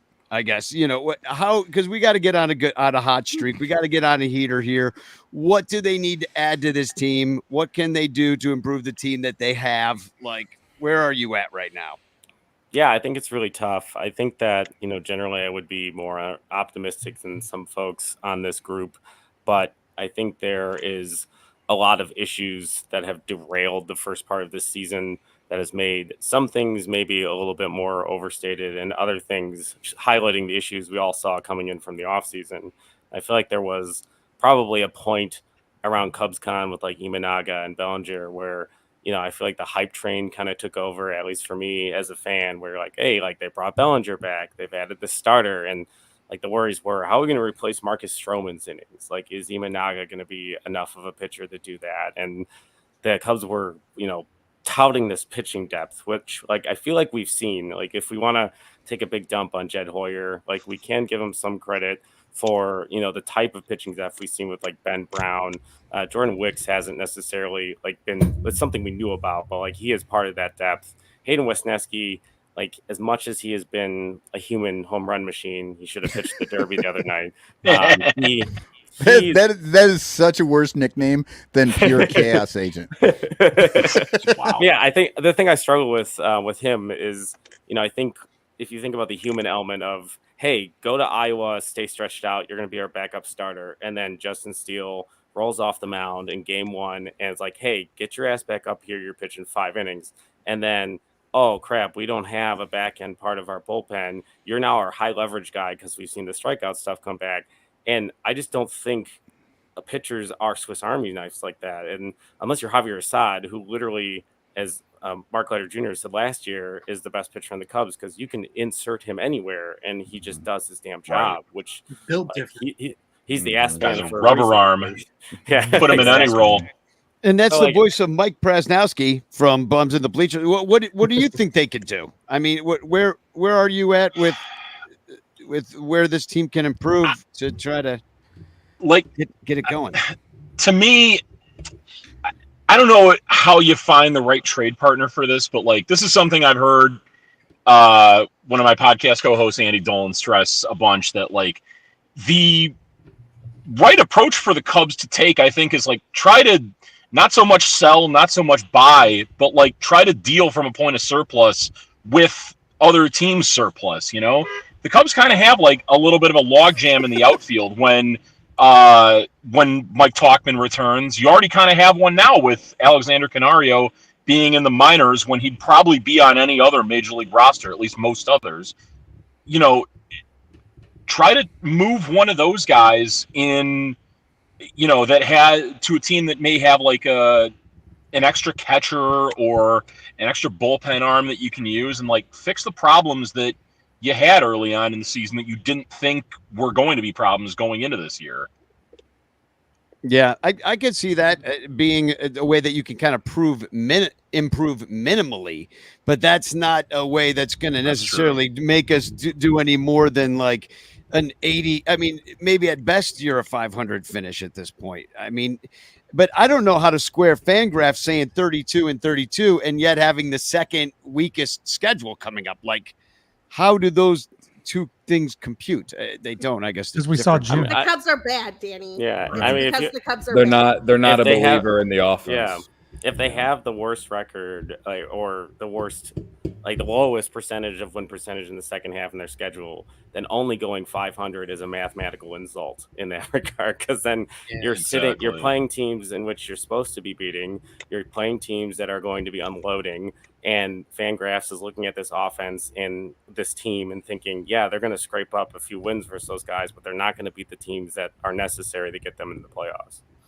Well, I looked at this article today that said bring back Caratini and Chafin. And I was like, hey, why not? Let's put the band back together, see what we can get. I don't think that's enough, but those would be the exact kind of moves that you just said. We need a catcher. You got a catcher. We'll take one. Like Astros. Van Halen would bring back Gary Sharon. Like, what good is that going to do? I'm old enough to remember when you weren't supposed to trade for a catcher. Sorry, Luis, go ahead. No, that's the Who's thing. giving up one? Yeah. The thing that the Cubs need, I don't see anyone giving up. Who's going to give up useful relief arms down the stretch? Especially because, and I talked about this on Cody's space the other night, with so many teams bunched up into the middle of the wild card, they all kind of have to have their come to Jesus moment in the next 2 weeks. Are we going to sell or buy? And everybody's just going to be looking at each other, playing who's going to blink first. And I don't know, maybe nothing happens and it's just the dud because nobody blinked, Well, I will say that maybe, just maybe, everybody trying to do the bare ass minimum to get to 500 to try to get into the half of everybody gets into the playoffs was a bad move for the excitement of baseball, especially at the trade deadline. Like, if nobody's really trying to be really good, who's going to be buying? and couple that or with selling. the trade deadline is earlier this year because of the weekend. So it was August 1st last year. It's July 30th this year. That's 2 days. Like 2 days would have changed the Cubs season last year in terms of whether they were buyers or sellers. And honestly, if you're and they don't have the delayed deadline anymore, right? Like they don't have the waiver deadline anymore. So truly, if you want to have a world where 75% of the teams are going to be in the playoff hunt at the end of July, you have to push the trade deadline back to like August 15th, in my opinion. Yeah. And don't forget that the draft just got pushed up to the All-Star break. And so they're all preoccupied with the draft. They've only got like 2 weeks to figure out the trade deadline. Nobody's trying to do trades other than like the little weird shit here and there.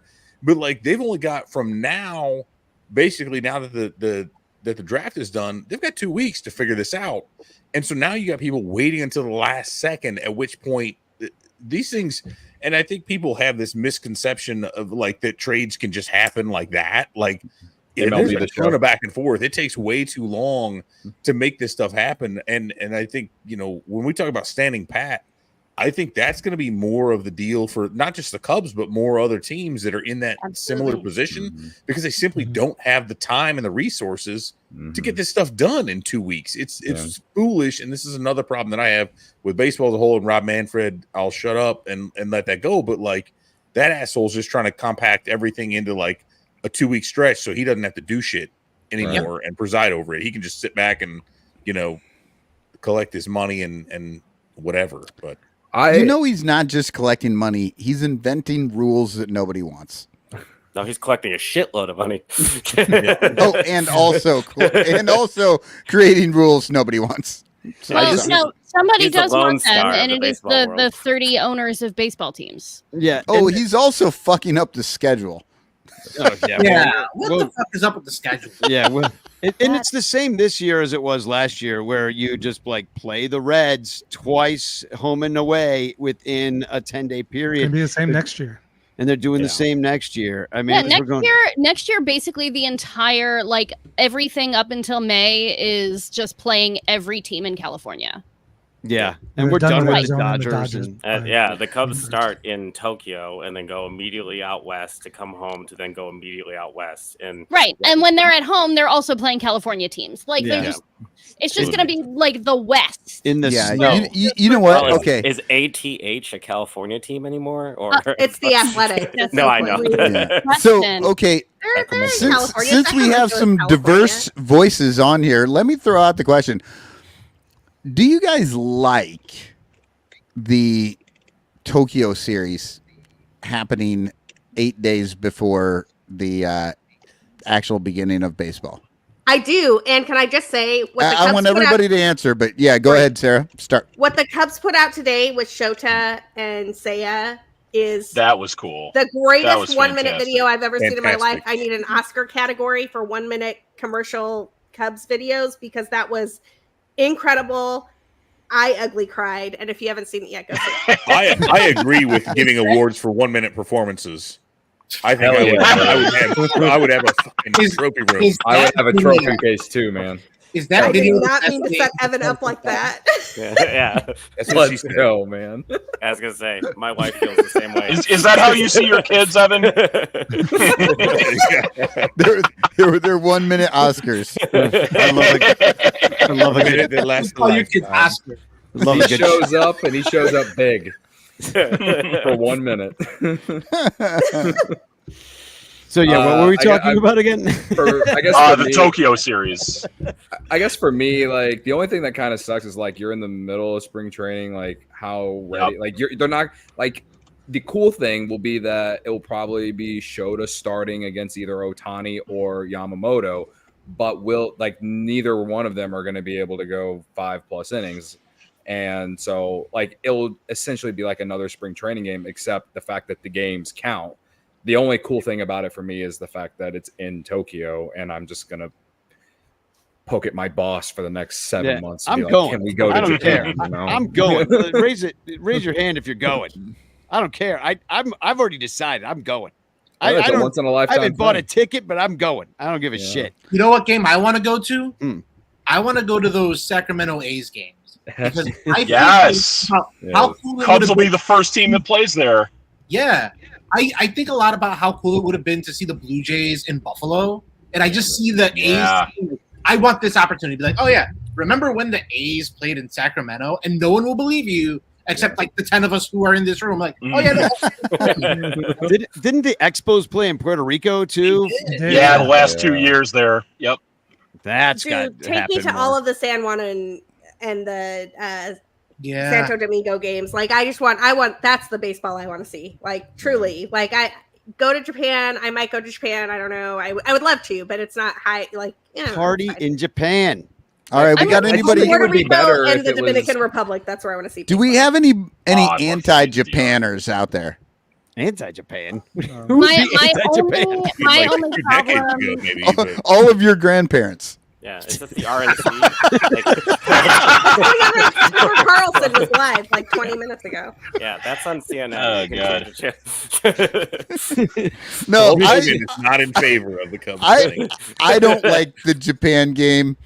Look, I like the players getting this chance to play in Japan on the major league teams. Like, that's cool. I hate when I'm more against when it is than where it is. Correct. Yeah, Yes. I'm Right? with you on that, Mike. Yes. I have always hated this like Asian start to the season that nobody in the United States actually watches because it's at in the middle of 3 the night, a.m. Right? And then they have to go IFG back to watches it. spring training and they're like down. They've got a 2-0 record, an 0-2 record, a 1-1. Like, it's just weird. Right. I don't like that part of it. And also, some of you I know are aware that Japan has their own baseball. It's not like when we go to England and we're bringing something there that they don't do. Right. Like, when you go to Japan, like, what are you doing? Are you like that? All right, you're fucking not allowed to rich go to kid? Japan. No, if you're gonna go, you're like that rich kid that shows up with the good fucking Star Wars toys, and you're like, "Fuck you, dude." me and IFG are raising money. Garage sale Boba Fett's. This is the best thing ever, and he shows up with a fucking AT-AT. Raise money so you all can go. Yeah, me and Right. IFG are Especially going, Bleacher Jeff. We're raising money for me, IFG, and Bleacher Jeff, and nothing for Cotton because he's just gonna complain the whole time. Nothing from me. So it's no secret that MLB has been prioritizing pulling the best players out of Japan, especially since Ohtani, but before him as well. And we're going over there. We're taking their homegrown talent, throwing money at them so that they will come and play for what MLB wants the entire world to believe is a better organization. So I think we can watch baseball at 3 a.m. for 2 days so that the Hiroshima Carp fans can see their favorite player at home again, so that Yokohama Bay Stars fans can see their favorite pitcher at home again, so that Nipponham Fighters fans and literally every living, breathing human being in Japan can watch Shohei Ohtani at home again. God. I think that's totally fine.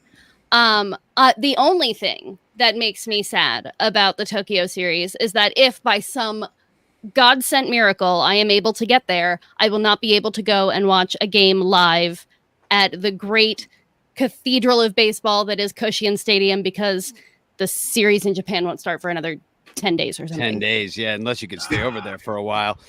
Yeah, I just want to see Japan, really. I mean, I don't really care if I see the Cubs play. To be honest, I'd rather see a Japanese game if I went over there, because this is my thought, Danny. I'm like, I was thinking about this because we talked about this. We texted a little bit, and I was like, yeah, I would like to go to Japan.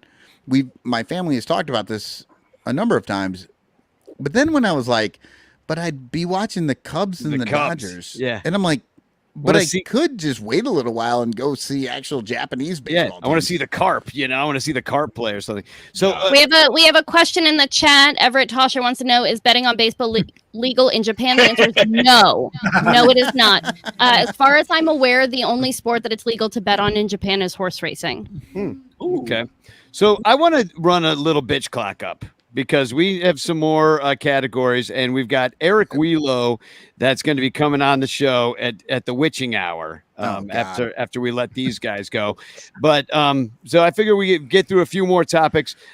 Cody, what do you say we put you in the bitch clock seat first? Are you with it? I used to dream of times like this. Let's do it.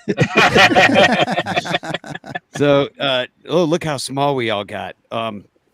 So I'm going to put up the wheel of grievances, and we've been taking them out as we go so we don't hit the same topic twice. So here we go. I'm going to give it a spin, and we'll see. We got 18 blown saves, Emus Catuli building, rickets or maggots, broken promises of winning, or here we go. This makes some sense. No stars. See what you can do with this sucker. Here we go. And I'm going to put you in the Bitch bitch box. clock. You have 30 seconds to bitch. Year after year, we on Cubs Twitter sit and bitch about Ian Happ or whoever, Seiya Suzuki, these very good players, but they're not stars. But they actually put up good numbers, and when they go away, we realize how much they're actually good. And I know they're on the current team, but I'm speaking more so of other guys who have moved on. This is the point of the fact that the Cubs don't have any stars. Juan Soto should have been a Cub. Bryce Harper should have been a Cub. Yeah, they haven't. That's a good point. They have not had stars for a while. Yeah, the irony of Tom Ricketts being this big Cubs fan, because of there were stars. You had Sandberg and Sosa, and now he owns the team, and there's no stars. What the fuck? Oh, that sounds like a man who's about ready to bitch in the bitch clock. I was gonna say, give Luis no stars. There we go. Get him in there. All right, I got it. Here we go. Wait, sorry. All right, I don't know why this isn't working. I'm just gonna give it a spin first, and then we're gonna put you in the bitch clock seat. All right, you guys all see that? All right, here we go. You get 18 blown saves. I don't know if that number's accurate, but it sounds about right. It's close enough. It's close. 18, give or take. There may have been more. So here we go. Oops. Oh, hold on. Technical difficulties. There we go. Yeah. No, everything's going haywire, actually. Here we go. Come on. It's Bitch clock. You have 30 seconds to bitch. I don't know who to blame more about the blown save situation. I don't know if it's Jed for not putting together a better roster. I don't know if it's Craig Counsell who just wanted to keep running out the same guys. I am mad at Craig Counsell because when he was with the Brewers, they'd find all these random ass 100-mile-an-hour throwers to close. And now he's the Cubs guy. He's like, oh, we're just going to keep throwing out Hector Neris because that's all I know. Like, what the fuck happened, man? Fuck all. Craig Counsell wakes up and he's like, Hector Neris, 9th inning. That's what he's thinking about. He went from like, here's some random, like, long-haired blonde guy who throws 97, 98, striking out all the Cubs or walking them. But it was 50-50. And then he tries to pull the Cubs bullpen. It's just like, I don't know, Hector Neris again. I don't know. Because at some point we have to all believe that Craig Counsell is trying to get Jed Hoyer fired, right? I was just going to bring that up, Sarah. Right. That's the biggest conspiracy out there is that Craig Counsell just keeps putting out the guy that Jed Hoyer gave him just to fucking rub it in his face. And as much as I hate it, I kind of love it. Yeah, I mean, they give him. You give a guy Nick Madrigal, you play Nick Madrigal. That's how it's going to be. Yep. So, Jeff, how about you? How about you got to? I think you got to unmute yourself. There you go. And we're just going to give another spin to the. Well, let me take a couple of these off so that we don't have the blown saves in there. What else did we do? No stars. We did that one. So This continues to be the best bit on this show. Yes, this is outstanding. It's not the Cubsler. Here we go. The front office not being aggressive. That's almost the same as no stars in a way, unless you have something else to add to that. All right, we'll put you in the bitch clock seats. All right, here we go. Bitch clock, you have 30 seconds to bitch. Joe Biden said it best the other night. I'm sick, and that's what I think about every time I think about it. The issue is they don't have any marbles, as one of my favorite characters from Major League 2 would say, Nashihiro Tanaka. And the issue is they want to build this farm system that is going to supplement the Major League roster without supplementing the Major League roster. And they're way too terrified to use the chips in their system to get any players that are going to make the Major League team better. So we sit in this middle ground of this promise of building where nothing happens. Thank you. Damn scared. That was good. Absolutely good. It was so good. And was that just like some low key shade that you went Major League 2? No, I think you know what? I'm gonna give 1 second plug to more maybe longer the Major League 3, one of my favorite terrible movies. Yeah. Oh wow! There is, you can go as far as 3, Back to the Minors. Not Bakula. Yeah. Not a fan of that one, but the first it's two. a classic. You know, like Downtown Anderson and getting Masahiro Tanaka or whatever Tanaka from the mini golf course where he says he needs to bring Lance the Dance. Oh man, such a great movie. Yeah, they definitely have been an incredibly conservative front office, and it's not the front office that we Cub fans deserve. And conservative is just how Tom Ricketts likes it, though. Yeah, exactly. It would be okay if they Make were Papa conservative proud. in developing their own stars. Like when they won the World Series, they developed Chris Bryant and Anthony Rizzo and Addison Russell and Javier Baez. Developed is doing a lot of heavy lifting there, Cody. Mike Bryant really is. Right second, and the dude just ran his way up and just immediately they did jack shit to develop Chris Bryant. Well, and Kyle Schwarber, for that matter. Kyle Schwarber was just like, "Yo, I can hit." But at least here's the thing about that front office with Theo in charge. At least they were able to recognize what good players were.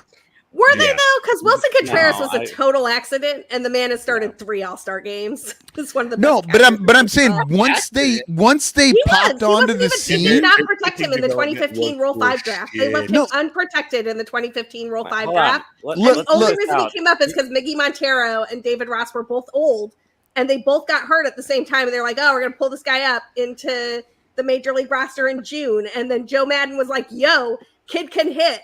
Let's play him in right. Let's play him in left. Let's play him in third." So it's Joe. If you want to say it's Joe, I'll agree with that. My point being, my point being, all I was saying was that they recognized when guys made it up and were good, they generally stayed up there.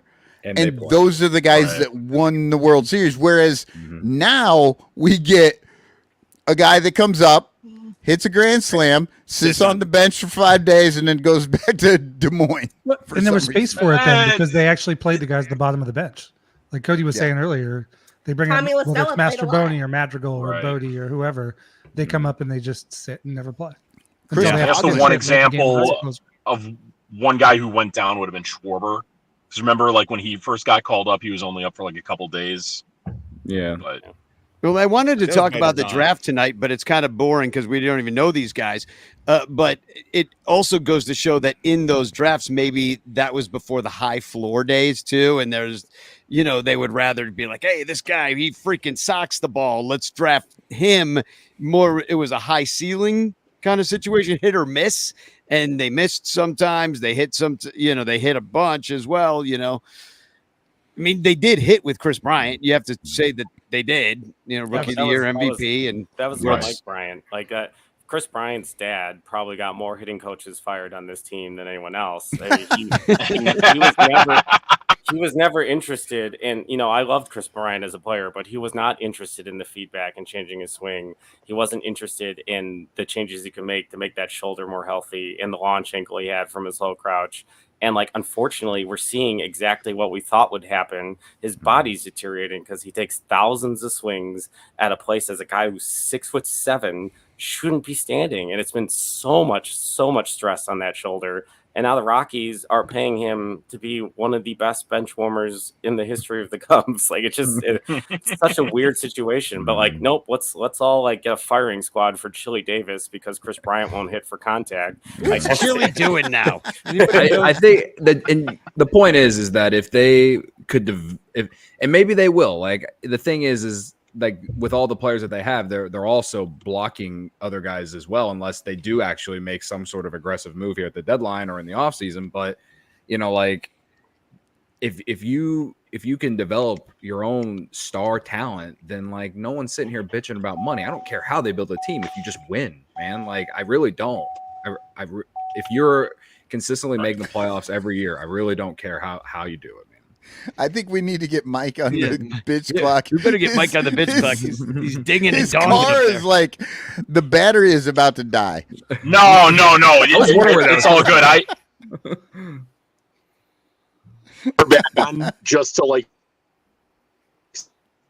Oh, you're breaking up a little bit, I think. Runs. Oh, you guys still got me? Yeah, kind of. But I'm spinning the wheel of grievances. We'll see what we come up with here. Oh, this one's good. I like this one. This one's more metaphysical. This one's called The Emotional Roller Coaster. I wish I would have got this one. Okay. All right, here we go. This is good. All right. Bitch clock, you have 30 seconds to bitch. How in the hell did this team start off 18-12 in April with all the injuries that they had, with all the guys underperforming that they had? Adbert Alzolay showing red flags as a closer, and then to get everyone back in May like Justin Steele and to just completely fall off a freaking cliff ever since then. It's the most inconsistent team I've ever seen. They, have barely been able to win any series ever since then. It's crazy. Stop your bitching. Excellent. Very nice. Excellent job. Definitely been a frustrating year, my friends. That's why we're all here together bitching at each other about something we can do nothing about. There's absolutely no way I could have done that in 30 seconds. I would have needed 2 minutes. Oh, I felt like Mike had more in the tank. Just wait till probably did. Just wait until Mike's next Uber fare. They're gonna get an earful. He's like, I wasn't done. I was not done. You're a Cubs fan? Doesn't matter. I'm Next Uber fare. By the way, sorry if it makes it tough for you guys that I'm in my car and doing this. I didn't I thought this entire week I was going to be off from podcasting, and so far this is the third one I've done this week. No, nice. Well, you're in demand. It's not a problem at all. It's Exactly. fun. Last time I did a podcast from my car, I got hit by an earthquake. So you're doing fine. That was wild. Yeah, there's great video of IFG being like, what's going on? Because and then it was an earthquake, and she was in her my car. first earthquake. So, all right, Evan, we're gonna go out like we came in, and you'll be the. I got to everybody. We'll go last, the bunch of us, but Evan, I'm gonna throw you into the seat of doom here, and just give it an old spin. We'll take the I'll leave. I want to leave emotional roller coaster up there because I feel like that's very evergreen. Yeah, it's evergreen. So I'm just gonna give it an old spin-a-do. We're gonna bring on Eric Wheeler soon. Ooh, the fans! I was hoping somebody was gonna get this one. The fans. Bitch about me. I dare you. I assume. Bitch clock, you have 30 seconds to bitch. All of you sons of bitches make following this team so much worse. Seeing Cody have to post a picture of himself staring off into space listen to Danny say whatever he's got to say. It makes it. I mean, we can talk about emotional roller coasters, whatever. Like the team can suck ass. The team can succeed.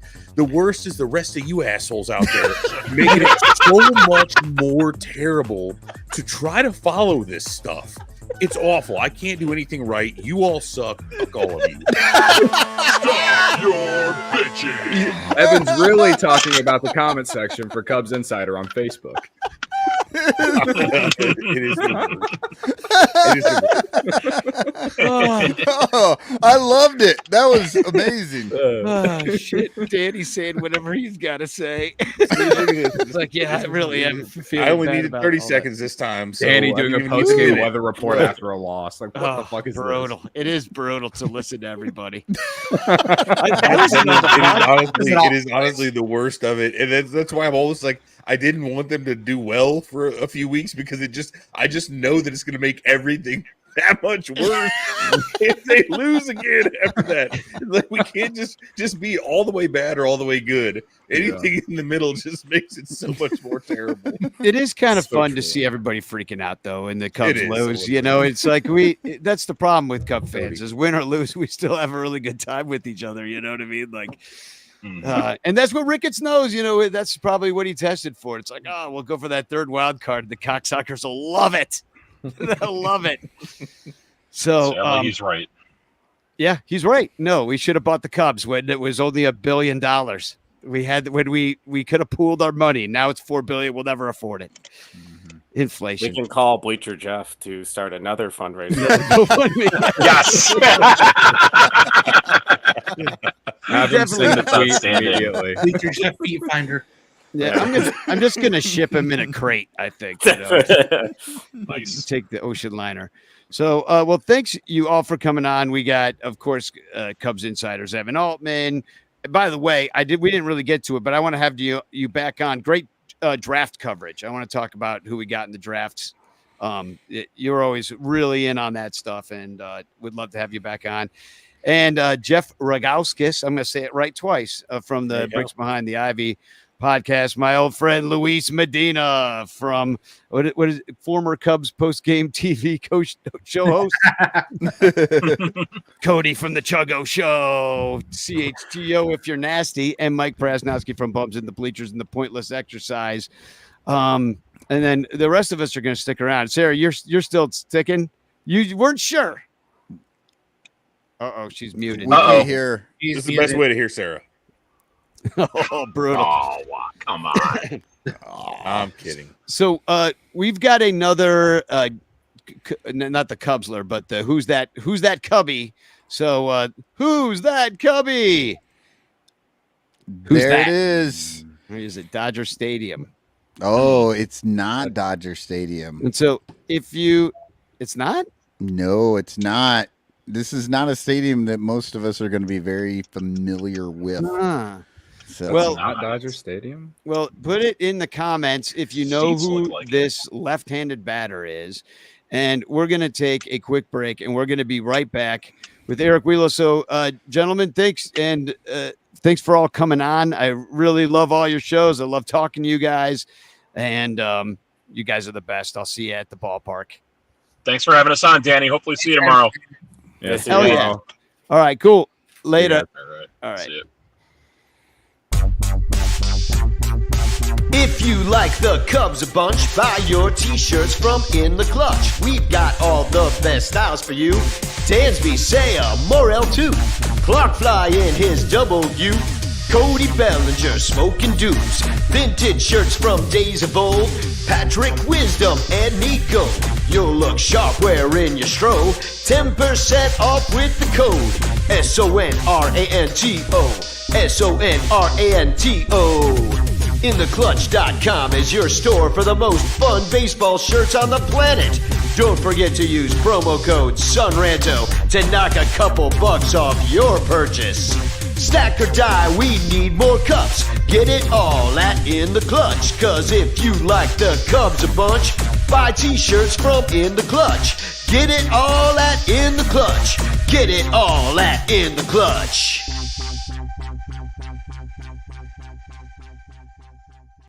Do you ever find yourself longing for long walks and talks about catcher metrics? How about a coffee or a run differential? Maybe a candlelit dinner dissecting what exactly is the curious case of Miles Mastrobuoni?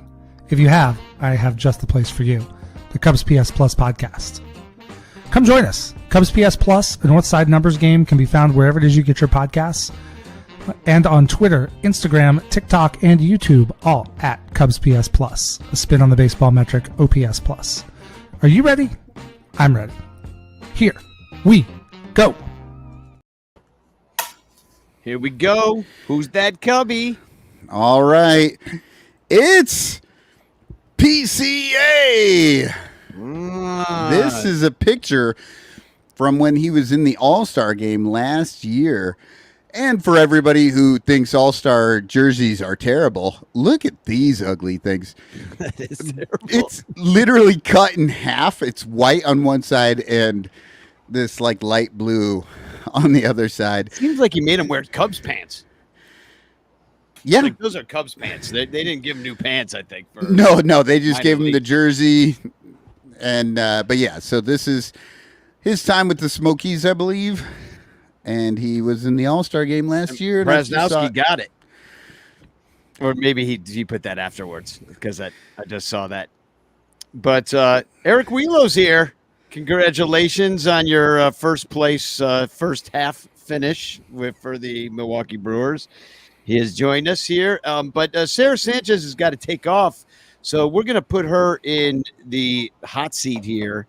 And we're going to do a little B clock real quick. And then we'll let her go get some food. What are you going to eat tonight, Sarah?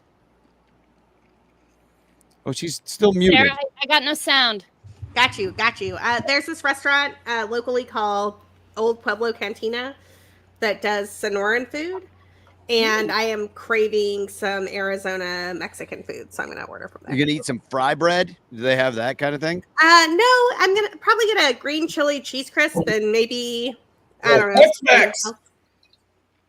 It's not Tex-Mex. It is Arizona Mex. And Azmex. Green chili. Don't get me started on New Mexican food. That could be a whole bitch clock in and of itself. So I will take the fans out of here because we already got that done. So I'm gonna give the Wheel of Grievances a spin here for you, Sarah, and we'll see what we get. Oh! The Emis Catuli building. Although it was so close to Rob Manfred, yeah, and that would have been epic. Yeah, I'm sure you can work him into this. I can do this. I got you. All right, I'm putting up the bitch clock. Bitch clock. You have 30 seconds to bitch.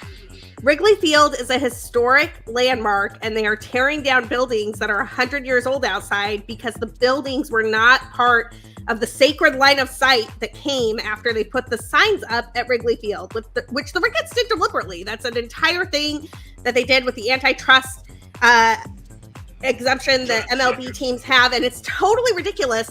Rob Manfred is one of the worst commissioners in baseball, and no city or sport should want those buildings torn down. Stop your bitching. Especially because they're just putting up like other buildings that look and pickleball. Yeah, and pickleball courts. I wanted to make a pickleball point, but I ran out of time. Well, the nice thing about Eric's team, the Milwaukee Brewers, and their stadium is that it just falls apart by itself. So we don't even need to knock. Is this what we're doing now? And there are no buildings around Hey, it. It's just nothing but parking lots as far as you can see. Yeah, keep punching down. But we're in first place. We're not punching down. Well, that's what I'm saying. You guys sit down here and you punch down at us like we're not sitting above you every year. Fucking losers. What are you doing? What? So Sarah, before you have to endure this tongue lashing to put you off your dinner, I say we'll bid you a fine farewell. But thanks for hanging out with us tonight. We really should do a podcast. Yeah, we together. will. We will. Because We'll figure that's it out. when we get to hear from Sarah. Hi, Willow. And I get to be the wacky sidekick. It's way more fun for me. Bye, All right. Bye, Sarah. All right. Well, Eric, I'll let you have your say for a moment. Just how the hell are the Brewers in first place when we all had you left for dead? Left for dead.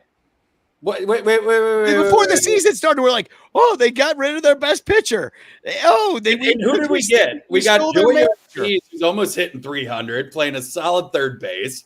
And listening to you guys, what are we doing that you're not doing? Letting guys play that, that we've developed, letting them play for a year, bat 208, steal some bases, learn how to play the field. And then guess what? You get a Bryce Terang that's playing second base, Gold Glove, almost batting 300, leading the league in freaking stolen bases. And you got a Garrett Mitchell, and you got a Joey Ortiz, and you got a Sal Frelick. And nobody's ever heard of these guys. I was just gonna say, Wheelo. No one knows who you're talking about. Everybody's like, who? Type. Baseball You're just- reference. Baseball Well, reference. this is the thing. You guys want this, but you You're don't just know who they making up are. names. And we're sitting in first place, but these guys are all studs that play the field well. Great defense, steal bases, take some walks. I mean, you're gonna sit here and go, we don't develop anybody, and then we give them a chance and they hit a grand slam, and then they sit on the bench for freaking 5 days, 6 days, 7 days. And then you're going to sit here and belittle me because we play them and you don't know their names. That's the point. That's the point. That's what we're about to do. Willow, see, the thing that you're missing here, the thing that you're really not like grokking as far as like, the greater Cubs front office culture is the true baseball value of service time. Yes, I 100% agree. Yeah, It's on the back of the baseball card. You don't value it, and then you get a coach that values it more than anybody, and you wonder like, what is his say in this whole thing? I said this: you paid him $8 million, and his voice went away, and that's the problem. He's a paid man now. He's a company man. With the Brewers, no, not as much, but with you guys, he's gonna shut his mouth, take his check, and fucking go home happy. I don't know how happy he's going to be going home to Wisconsin, where people are shitting. Whitefish on Bay? his on his front lawn.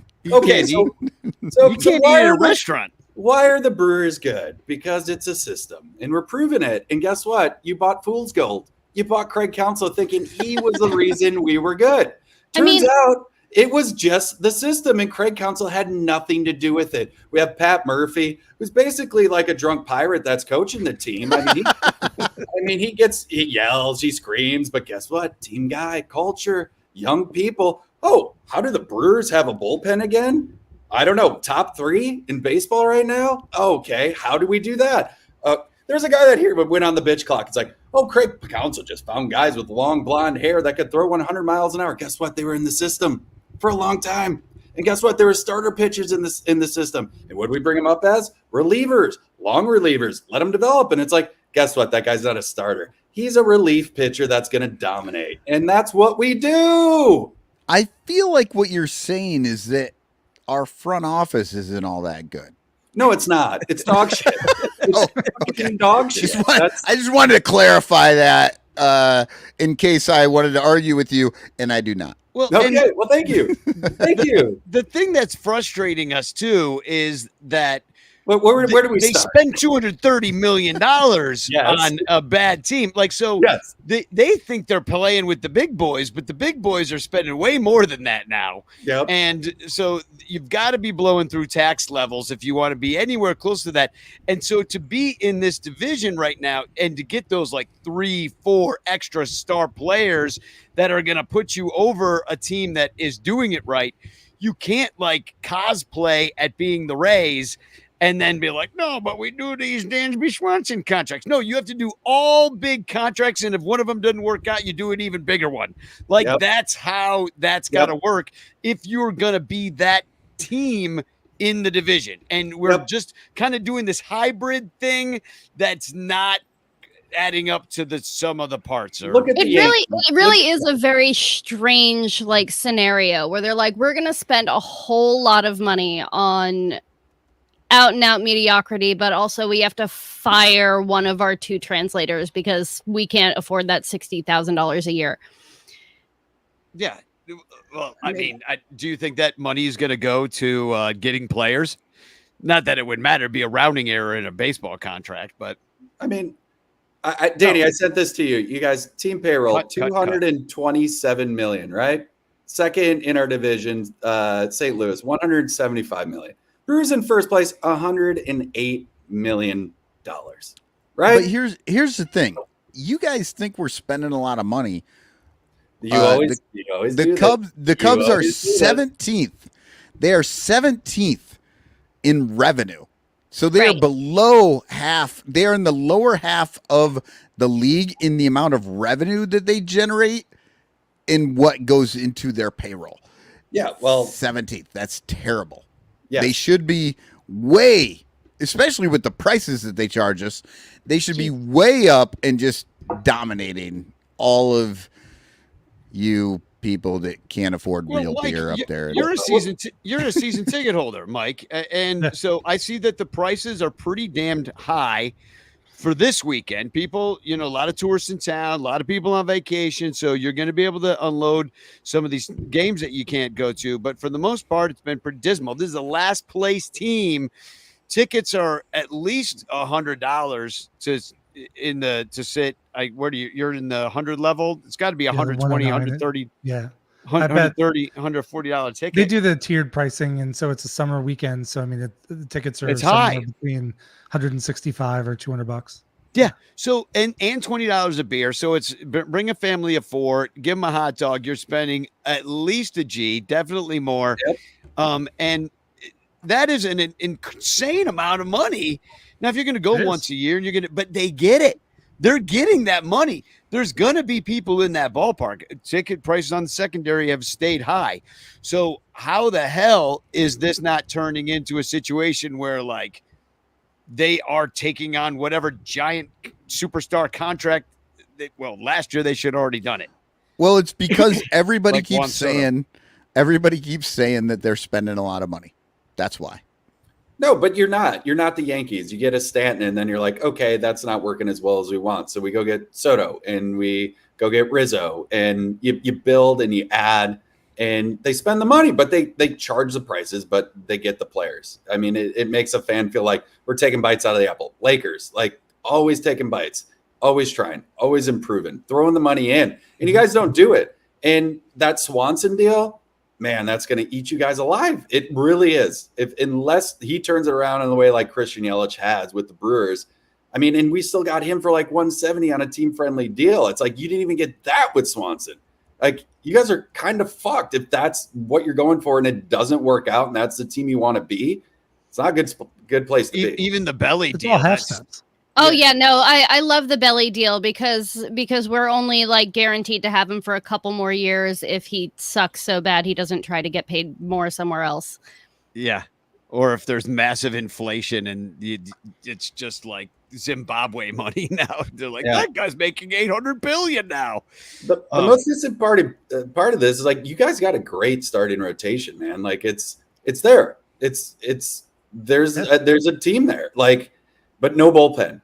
Where was that help in the offseason? They all died. You guys were all begging for it. They all died, but it's like next man up, but there's no next man up. No, there isn't. And that's the problem. It's you don't have those young guys to fill in and figure it out. And it's the thing with baseball is like you bring a kid up, you see what he does until the league figures him out and you send him back down. And it's like you guys don't even have that shit. No, he comes up and sits on the bench and you don't get to see him. And this year it feels like we're just kind of like playing a year behind. It's like we found this with David Ross last year.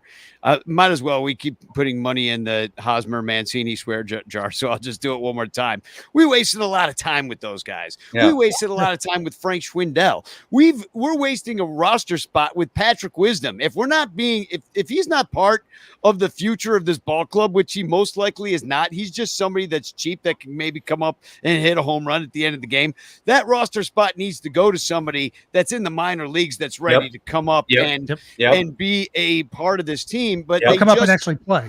Yeah. Yes. Build for the future. That's the thing. It's not that the Cubs aren't spending money, it's that they're spending dumb money. And they're door dashing McDonald's. Yes, door dashing McDonald's, which means you just paid more for the DoorDash than you did to McDonald's. Yeah, no, it's been a really frustrating kind of process. And I can't say I disagree with you, Eric, when you say it was the system. It is our system. I don't know when the system started. If it goes all the way back to Seelig, who built himself a museum. Yeah, like 2008, dude, when we started making those playoff runs. You look at Prince, you look at Ryan Braun, like Corey Hart, Ricky Weeks, like all these guys that went on these playoff runs.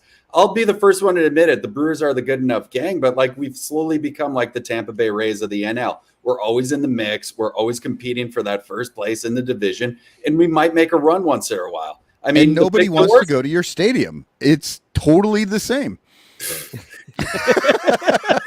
Look at attendance and let's see where we're fucking standing right now. We've gone over 3 million a bunch of times, dude. The Brewers fans show up. We do show up, man. We do.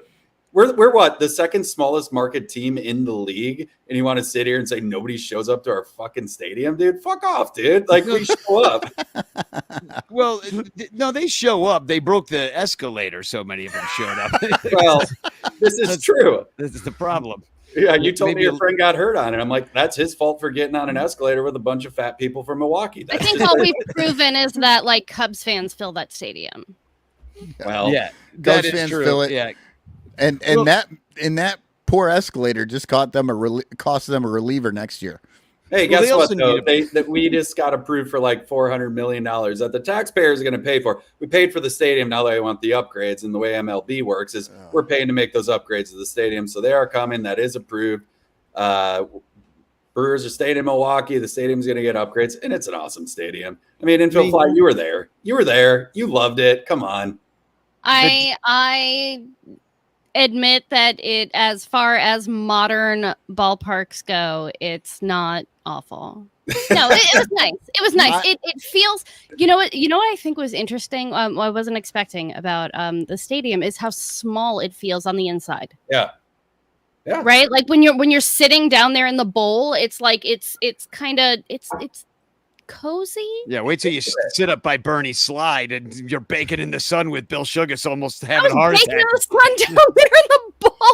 If you're going to a day game, do not sit on the first base side. That's the thing. You want to be right field and over. Then you're getting the shade out of Brewers game. These people, like, they built just the stupidest stadium. It's no air conditioning. You bake like a freaking meatloaf in an oven.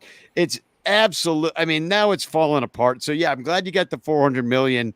Because Everett says it looks like a cave on TV. That's my problem with it, is that when you go to the outside where away from the ballpark where all the concessions are, you feel like you're in the back of the mall where the security guard takes the dump, and then where they bring you when you're caught shoplifting. Like, that's where the rest of it feels like. It's like they never finished it. There's not cool like Brewers things around. There's like a random plastic racing sausage or something you could take a picture with. There's a guy taking a piss. I think he's just a fixture in the stadium now. That's actually where we're at. All the fans. How low it's gotten for you, where you just shit where on we're your at. I stadium? never left here. I've been here for 12 fucking years talking about that guy at your stadium. You got that stupid mustache dude coming down the slide. He doesn't even come into beer anymore because you were encouraging drug driving, apparently. No, you probably use the drug driving fans' money to pay for the fucking improvements you need in a stadium, which you'll make in about a month because it's August and the fines will pay for it like that. Just bunch of DUIs, some ankle bracelets, rentals. Nope. Bottom feeders. Shut up. Mike, I want to talk to you. How are you? Yeah, really? How are you guys right now? Just give me the mid-year. How are we? It's annoying. I mean, it's earlier we had on the bitch clock, we had the emotional roller coaster. Like, played all these good teams, I thought, in April and went 18-12. And then June was supposed to be this easy month and completely shit the bed. So it's like when you think they're going to be good or you expect they're going to struggle, they're good. And then they flip it the other way and they can't put anything together. So, I mean, the positive is you finished 7-3 going in the All-Star break. Brewers are 3-7, right? So are you guys feeling hopeful? Like, where are we at? Are you believing again? Here's the projected standings from Fangraphs, which I already said fuck Fangraphs, but what they have us as 79 and 83 and you guys with 88 wins. So it's not real high on your second half, considering that right now you've got 55 wins. They only having I you, will say you know, the thing with 33 and that, 32. and the thing I agree with this, because I'm a realistic fan, unlike you fucking Cubs fucks. But we got a lot of wear. We got a lot of wear on that bullpen. We're pitching a lot of innings, and that's going to be the trouble with the Brewers. But the thing we do have going for us is Devin Williams is going to come back after the All-Star break. It's going to be huge relief. I mean, he's a 2-time, closer of the year in the NL. And we got Joe Ross coming back to help that starting rotation out. And we got Savelli. I think that's how you fucking say it. Savelli, Aaron Savelli from Tampa, help that starting bullpen. Look, we don't have starting pitching, but we do have an offense. And the Brewers are doing it in a way that I've never seen the Brewers do it before. I'd say that's new for you. What's that? Having an offense and no starting pitching. Yes, it is very new for me, of like the offense is carrying the team, because if you think about like classic Brewers teams, it was like Corbin Burns and Brandon Woodruff and Peralta, and then we'd have like a 4 or 5 in that great bullpen with like Hader and Williams and just dudes that would step up. And this team is based on, we're second in stolen bases. I mean, like I think top 3. What do I got here? I wrote it down. 6 in runs scored, bottom of the barrel in home runs. Brewers usually boomer blast, and we're bottom of the barrel in that. Second in on base percentage, 14 in slugging, second in stolen bases, like I said, and then another great bullpen. And we play great defense. We have Adames, who's like on a contract here, coming back. Christian Yelich found old form. And you got Rhys Hoskins, like he's getting the job done. He's like 700 in OPS. Like, I don't know. And then you got all these young guys that are just figuring it out. It's like we're a fun team that believes in themselves. And like when I watch the Cubs, it's like you don't have a personality. Like you don't have an identity. Oh, they're boring. And the Brewers do. And it's like, and it starts with Pat Murphy. And it's like we fight for each other. Like every time you watch these guys, I think we're like one of the best teams with 2 outs getting guys in. And I've never seen that before with Craig Counsell, ever. In the history of Craig Counsell, we're the worst with guys on like runners on second and third, 1 out. Never got them in. This year, we're doing it. And like I said, good enough gang. I've been burnt by this team a million times. I kind of believe in this team. There's just a chemistry to them that makes them fun. And we're winning games in interesting ways and late in games. I absolutely believe that you believe in this team. And I know it because you have a Bernie the Brewer mustache now. There we go. That is the first time you've ever come onto the show and you're like, I've got a Bernie the Brewer mustache. Well, are you actually in Wisconsin right now? Or no, I'm in LA. Oh, I'm in LA. Yeah. Because I was going to say, like, maybe you were spending a little bit too much time in Wisconsin. You're like, no. Hey, this looks pretty good. But Earl looks nice. Well, I mean, I can't say that if the Brewers were to do it right now, like I don't hate the Brewers. Like sometimes when like the Cubs are so frustrating to be a fan of, and none of us chose it. I just became a Cub fan because I went there. My dad and neither of my parents were even Cub fans. That I would end up a Cub fan just because you go there as a kid and you start to love it and then Harry Carey and all that shit.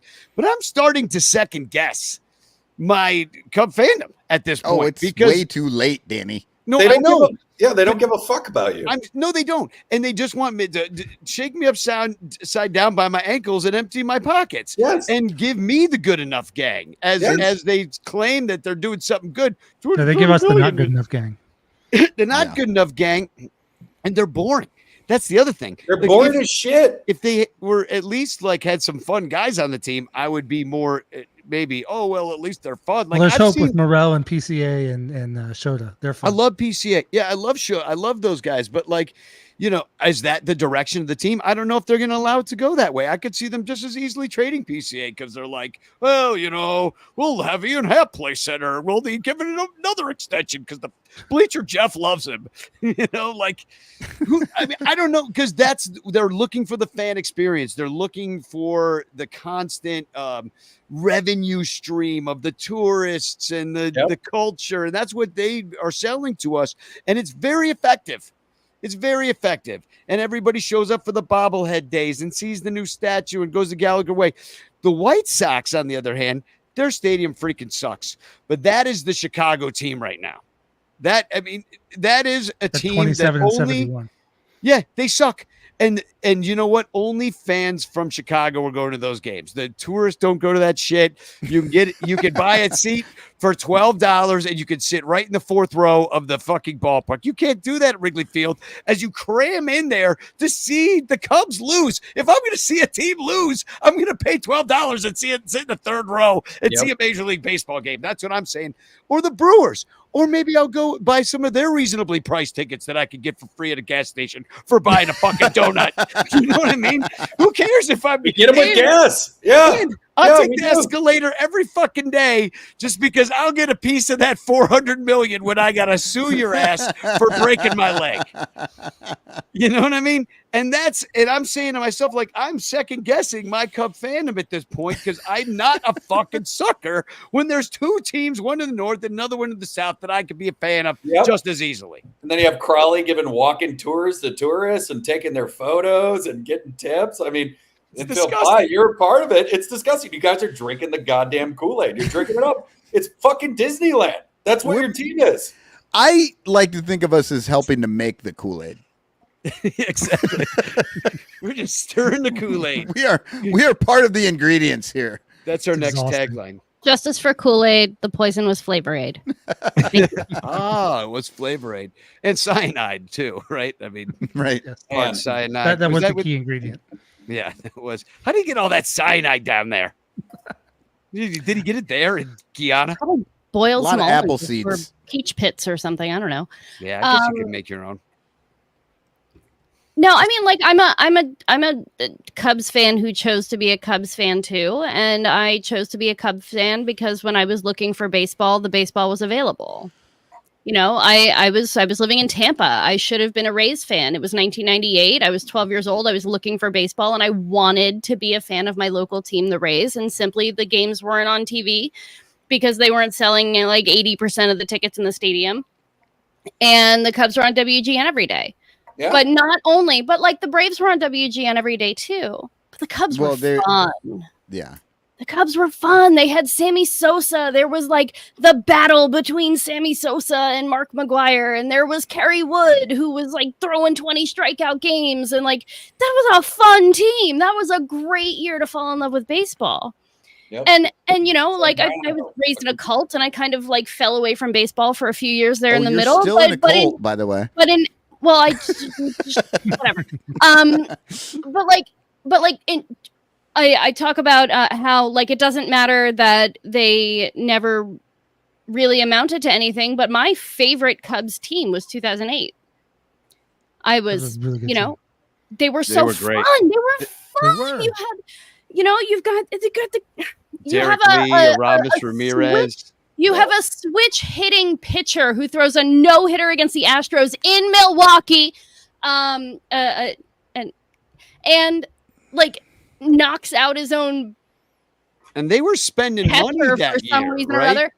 What's that? They were spending a lot of money. Sure. They had some big stars. Like that was kind of so top. You had people there who had personality. They wanted to be there. Sometimes they got mad at each other. There was stuff going on. And like it felt like something that you wanted to be a part of. It was just such a great time. Like it was something that you wanted to be a part of. And right now, I could give a shit less if the Cubs get the 17th wild card spot or however fucking many there are now. Like I don't care. Like right now, if I am not having fun all season long, I don't care if you sneak into the wild card on the lowest price, you know, roster you can put together or whatever, the Walmart or like wild card. Exactly. I don't want a Walmart wild card. If I'm not having fun all season, I don't give a shit.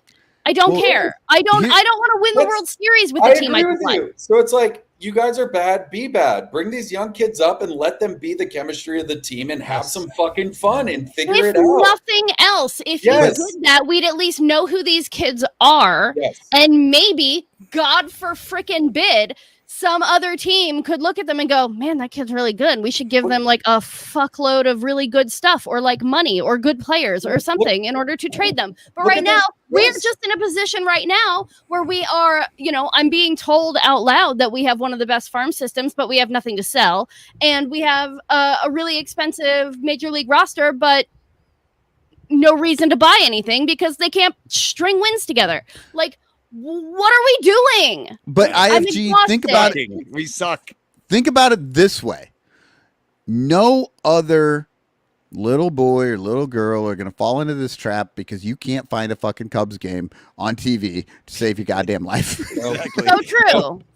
Exactly. That is done. The children of tomorrow will not be in the bleachers. You guys are, and then I look at, I'm here in Seattle. I look at the Mariners, and are they a really great baseball team? No. Are they gonna win the World Series this year? I don't know. I'm probably not. They're in first place right now. I'm not gonna be like one of those Mariners fans who just complain about everything when they're in first place. You're in first place, enjoy it for as long as you still have it. Yes. But every time they win a game, there's dancing and there's people out there with big flags and there's music and lights and stuff. And clearly that team, they enjoy being around each other. They are friends. Their families are around. There is a vibe there that I so miss seeing with the Chicago Cubs. I used to love this team because you could look in the dugout and be like, those guys are a team. Those guys are in it to fight with each other. They're here to play with each other. It's where there is no feeling of this is my team right now.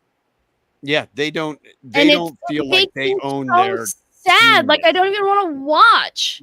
The Cubs jersey came with an identity, and it was the fun, and we are the Cubs, and we're bringing it. But my big issue is you hire Craig Counsell and you think he's going to be the fun guy. That's just not who he is. You would have been you would have been better off with David Ross coaching this team to add that chemistry. He's not fun either. It's fine. I didn't want Craig Counsell because he's fun. I wanted Craig Counsell because he's a good manager. I expected them to put fun around Craig Counsell. Yes, and that's the thing, and that's where he excels. But man, Jed's not fun. Carter Hawkins is certainly not fun. You guys are it's over analysis, whatever. The paralysis through over analysis, right? Absolutely. You look at those let's talk about the Orioles, right? What were they? A last place team for 2 years in a row, and then top of the division. Let those young guys develop, built that chemistry, and you look at them now and most fun of all the teams. They're just they built an $11 gajillion analytics department to figure out exactly how to build that. And then they go in the offseason and they go, what do we need? Starting pitching. They go they drafted in the top 3. Just started the All-Star game. It's a lot of what the Cubs did. The crap out of him. It's a lot of what the Cubs did from 2011 to 2014. Yes, they just had all these top draft picks and they hit on all of them. That was 15 years ago. Science has done a lot since then. Oh, I know. Yeah. I mean, the Orioles have taken advantage of those great draft picks. And I think that, and I think that's been the Cubs' philosophy is to not draft these guys that are going to be this high ceiling sort of thing that could win an MVP. They don't draft guys that can win the MVP or the Cy Young. They draft guys that will be useful tools because the guy is toolsy, and he's got some skills. That's not what you do.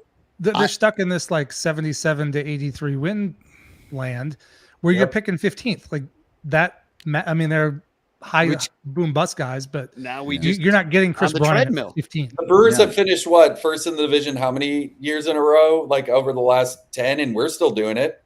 Too many. We're better at it. Too many. Better at it. I think so. Well, I know. I think Danny had it right when he said that this front office keeps going out and getting tools.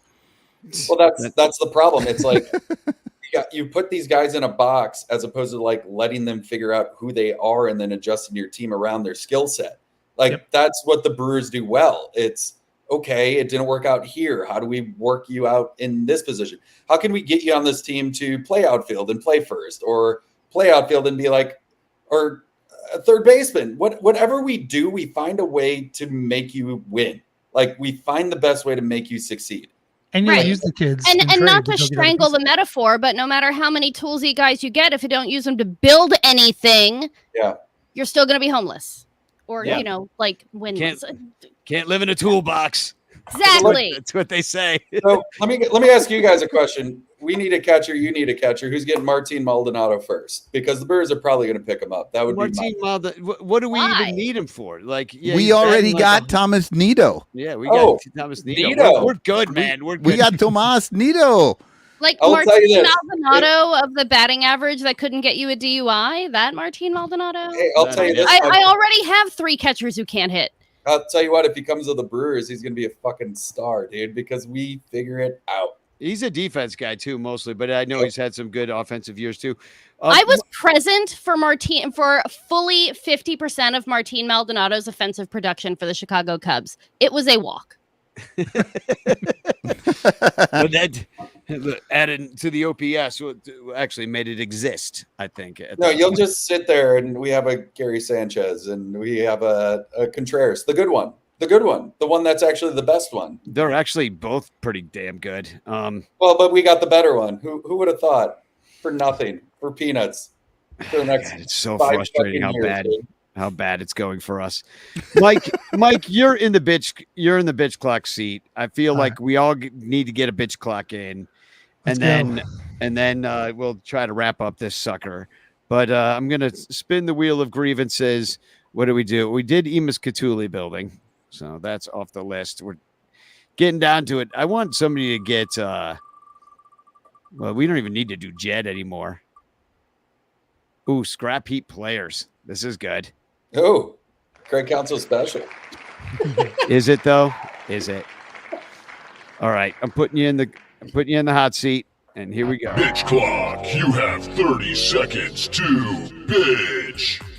Yeah, the Cubs are loaded with these fringe guys, fringe major leaguers. I don't mind taking a shot at a minor league contract, stock up relievers, send them to Iowa, but they miss on so many mid-level guys that they wind up having to stock 5 or 6 terrible players on their roster at all times. So you've got Nick Madrigal and Miles Mastrobuoni and Patrick Wisdom, and it's just too much of the roster, and it's just a shit show. You're just in love with the one tool player. Stop your bitching. It's true. We're like, yeah, this guy can do one thing. Let's bring Yeah, him he's on. good at that. Yeah, he knows how to Dude, wear a glove. Nick Madrigal's the great contact hitter that can't hit. Yeah, guy never really did it. I mean, what do they call him? He was only valuable if he was going to hit 310. And Your team's so fucking depressing. It makes me so happy. He didn't even have a 310 OBP, dude. Like, nope. He had like 1 week in August of like. I'm sorry, 22. God. You guys suck. It really is like when people like this is bringing me back to when I would walk around Miller Park in like 2013 and people would be like, Cubs suck. And I'd go, yes, we fucking do. You're absolutely right. We suck. We're going to lose 100 games and we'll probably lose tonight to you. So enjoy this. I'm going to have a bratwurst and a cheese curd and just enjoy myself. I know. I think it's particularly like it would be so much less funny if it wasn't like so demonstrably true all the time. Even our new guy, the Jesus Tinoco, he sucks whatever too. his name is. Jesus tinnitus. Like this is somebody that the team in the 5th place in the NPB Pacific League last year, the Saitama Seibu Lions, were like, no, we've had enough. Thanks though. They don't even want him in Korea. Is that where he's banana players on your team by the end of the fucking year? No, he played for the Seibu Lions last year, and in like what was it? Freaking, he's got a whip of 1,500 in 38 innings in Saitama, and it's like this is not even a good team. What happened? What happened here? You guys are so hopeful coming into the year. You guys are. We were. Me? You were. Well, you. I were. was. But Danny and Cotton were drinking the fucking Kool-Aid. I was. I admit it. I admit it too. I think. I really do believe they had and have the players that could be very good, and I think they have been misused. Yeah, very badly throughout the games. year. Yeah. I thought, and I think they actually have the talent to win 90. It's just between the injuries and the misuse and. How do you have like 30 players with a soft tissue injury and not have somebody from the coaching staff fired? Like, why are we firing translators when literally our entire bullpen has got some dumb soft tissue injury that could have been prevented with better training? What you don't know is that he's the soft tissue expert also. Yeah, and he was translating wrong about all the soft tissue He problems. just like the only thing I can figure is that he stopped telling Saya not to lose balls in the lights. I don't know. Do you guys I think he was realize Saya's oblique trainer. You guys are becoming Bears fans. You win the offseason and then you fucking suck. That's what you're becoming. I wish we would win the offseason for once. Well, that would be an improvement. This How team many did not years win in the a row offseason. do I have to come on this fucking podcast and we come in before the season starts and you guys are confident, you're cocky, and the Brewers suck, and then we're here every year, same spot. This is exactly where we are. It's shocking. Yeah, it's shocking. Every year, this is exactly where you are. Do you still treat me like I'm the fucking asshole? No, And I'm just trying to yes, tell we do. You guys are fucking stupid. Stop believing. Give up. Someday. All right, you're on a heater, Wheeler, so I'm putting you in the bitch clock Someday seat. that motherfucker's going to be in last place. And, we we won't come on. and we're not going to change the way we talk to him at all. It's going to be exactly the same. How long can we be good enough? If anything, we're consistent. All right, I'm taking scrap. I don't know what you're going to land on, but I don't know if you're supposed to bitch on this like you're a Cubs fan right now, and like it's like a character piece. Bitch how you want. Oh, this one's kind of funny. Injuries. Okay. I don't know what. I mean, are you going to do Cubs? Or who knows what you're going to do? We're going to find out. Yeah, who cares at this point, really? So, all right, here we go. Bitch clock, you have 30 seconds to bitch. What makes the Brewers great is that when our players get injured, we don't restart, we reload. You see, we have other players that can replace them. The Brewers this year, one of the most injured teams in baseball. Wade Miley, Ross, he goes down. I mean, we barely have a staff to even speak of. Devin Williams hasn't even played, but guess what? We're still in first place because what do we have? We have depth and we have a system. So injuries to us, yes, they happen. Does it debilitate us? No, it doesn't. We continue to win. Stop your bitching. I hate you. Wheeler Dealer. I really hate Eric tonight. We don't even have Brandon Woodruff this year. Like, we signed him to a 2-year deal just so he can pitch next year. That's what you do. That's what you do. God, it's Well, really and infuriating. you actually use the IL. Yes. Yes. We don't know what that's about. I Our love team that, does not use it. People in the chat, I really hate Eric tonight. Why? Because I'm speaking the fucking truth? Yeah. What- That's why. We don't hate you when you're full of shit. All right, we're in hour 3. We're in hour 3. Hour 3, everybody. Hour 3. We are in hour No, we're 4. actually We already starting did hour hour in 3. hour 4. Yeah, we're through hour 3. We're in hour 4. So, I'm glad I didn't do a Cubsler. Remember when I said that would take too long? yeah, unfortunately, Cubs Stradamus did send in his predictions, but I'm going to put IFG in the bitch clock spot because we God. got to get through at least a couple more bitch clocks. They're 30 seconds apiece, so I think we could manage these. Okay, I'm taking out injuries. Manfred still remains. Is there one that just says fucking delusion? Something like that. Ooh, you are going to get. Oh, eked it into the broken promises this is of perfect winning. for you. I'm so excited. All right, here comes the bitch clock. Bitch clock, you have 30 seconds to bitch. I was told that we had to suffer through non-tendering Kyle Schwarber, selling you Darvish for nothing, Blue Friday, where everybody that we loved immensely was just handed off to somewhere else, so that we could build sustained success. Where is that goddamn success? 10 seconds. I was promised winning. I was promised spending intelligently so that we could bring home championships. Where is the result? Where's the result? Stop That's all I'm your at. It's true. It just hasn't worked. Nope. There's been nothing. You hit all the points. Yep. God, So- this is sad. I'm so here for this. This is Next time we're putting Wheelo as a category in the bitch clock. Yeah, I'm going to put it now. It's not too late. Wheelo, I'm put gonna Wheelo it as in the bitch clock. It's just like, why should just does give that to Wheelo Cotton. have to be right, motherfucker? I'm gonna put Wheelo in the I love bitch you clock. guys. Here This we is- go. I love Wheelo. you guys. I do. I love You're right. everybody here. You're right below Rob Manfred. I didn't mention anything, but I had to switch it up. I ran out of Japanese rice lager, and I went with a lavender mead because it's, lavender. It's supposed to be Ooh, calming. mead. I love it. Mead. It's not working, but it's supposed to be calming. I'd be drinking this season too. Oh, I forgot to share my screen, but I just spun this for Michael. Jesus Christ. So All right, Michael got the Jed. So All right. here we go. I hate these things, man. Just relax. You got this. Just hate. All right.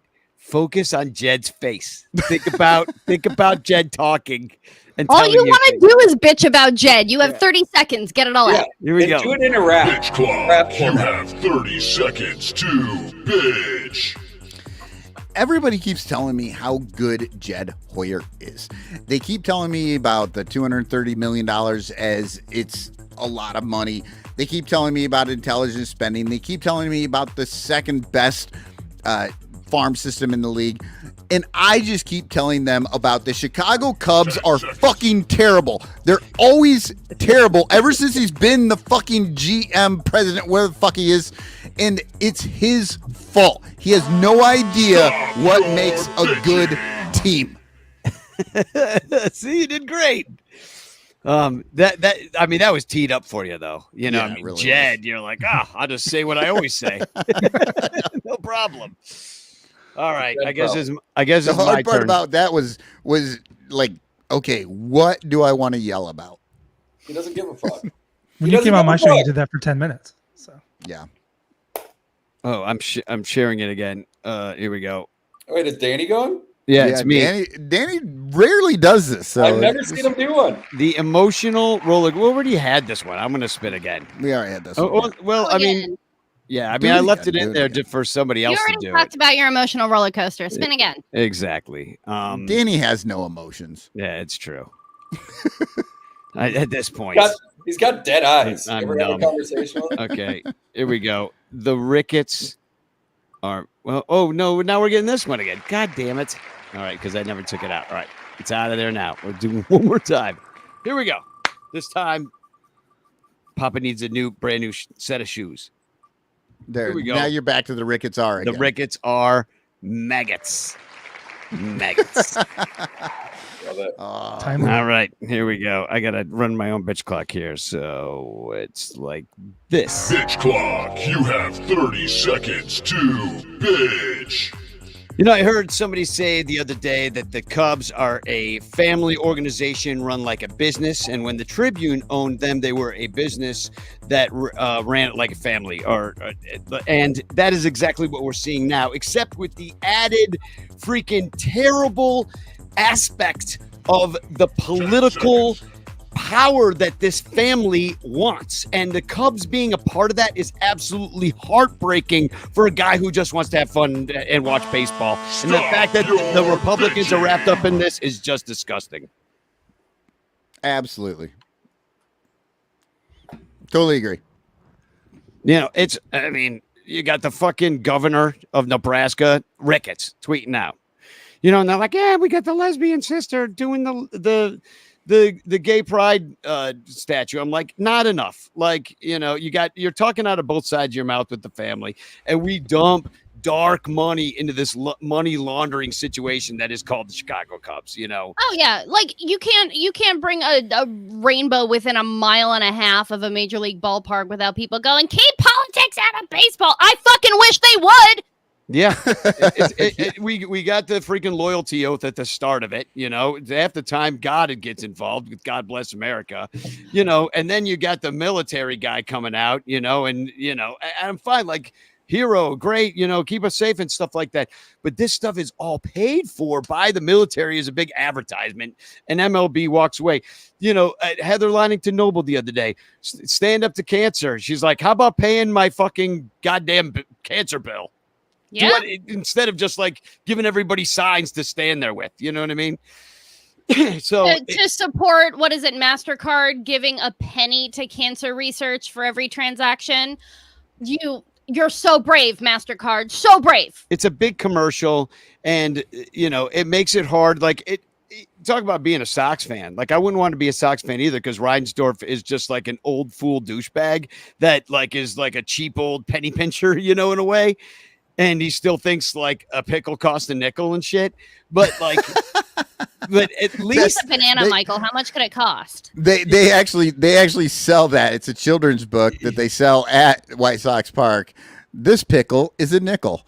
Yeah.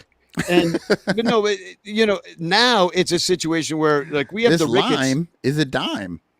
It's a really bad book. This quarter is a hoarder, and then there's just like some guy with like 17 cats in a. It's a picture of Jerry Reinsdorf. It's a picture, yeah, at his house. But I mean, as far as like ownership goes, the Cubs are doing enough to keep themselves profitable, and they just want to advance all of their power-hungry needs, and they're doing it. They're covering all their bases that they can to be like basically the Kennedys. And they're trying to take over Chicago, even though they're from Omaha, and they're buying up the neighborhood. They already did. I mean, it's just sucks to watch, because it would be one thing if then on the field they acted like a powerful organization, but they do not act like a powerful organization. Like if this like the balanced budget, if this instinct to win actually went to the field and the team and the players, it might be at least palatable. You're like, well, they want to be powerful and outspoken, but they're not even that. They're just disappointed here. Yeah, they're softly evil. They're and it's like we're paying them for our own demise. Yeah. Well, speaking of demise, I don't know what's happening. Yeah. I don't know what's happening with Mike. I don't know if he's. I think he's just. I think it's 3 hours in, and like, he's just like, I don't gotta know, pee. man.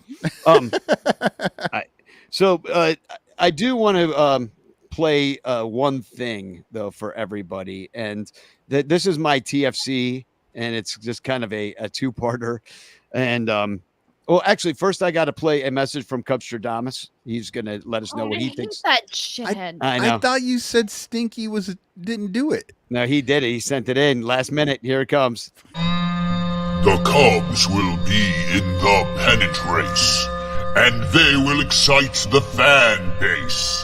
The trade deadline be cursed. The Cubs will get worse and end the season in last place.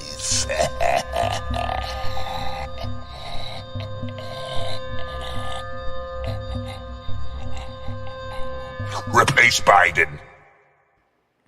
Oh my God. It just went on and it wouldn't stop. I know. And when did that disgusting motherfucker get a tongue ring? Sell it off. Go get Soto. Fucking come on, guys. Yeah, Oh well, my if we do, I mean, we don't even know what to sell. We didn't even discuss what to sell because we don't have much. We're not built to sell. Problem. We're built to smell, according to Cubstradamus. But I do want to bring up one thing about supporting Cubs is that right now my theater is doing its annual drive as we raise money to get the season going this year. I'm going to drop a link in the chat. If you're listening on the podcast, it's trapdoortheater.com. There's a link to donate. It's theater spelled with an R-E. And that's pretty much the only announcement I have, except for it. If I said this to you before, I'm going to now sing the anthem. I was going to sing it on the July 27th at South Bend Cubs. Is now August 10th. August 10th. So come on out and hear me sing song. So what else did I have? Oh, yeah. So here's my TFC. and it's kind of like a two-parter, and it involves a video. But because if you haven't seen it, you need to hear this to understand what I'm going to say. I don't necessarily need to play the whole thing, but I might because it's hilarious. All right, here it is. Oh, say, can you see what's so proud? I did not watch this game. The only thing I really knew about it was how bad this woman was singing.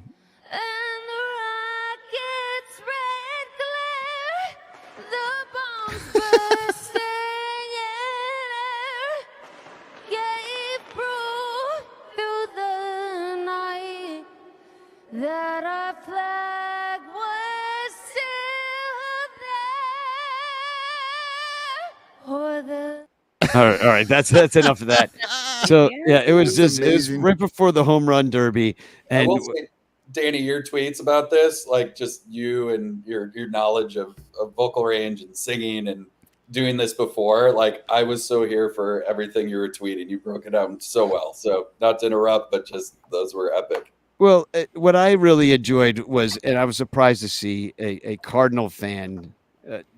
Kind of he replied to somebody who had posted video of this horrible performance, and this was of course on Monday that this happened, just a few short days after this happened, and this was my TFC. He's like right after he said Mac from St. Louis said me right now, and it's just Trump's bloody ass here.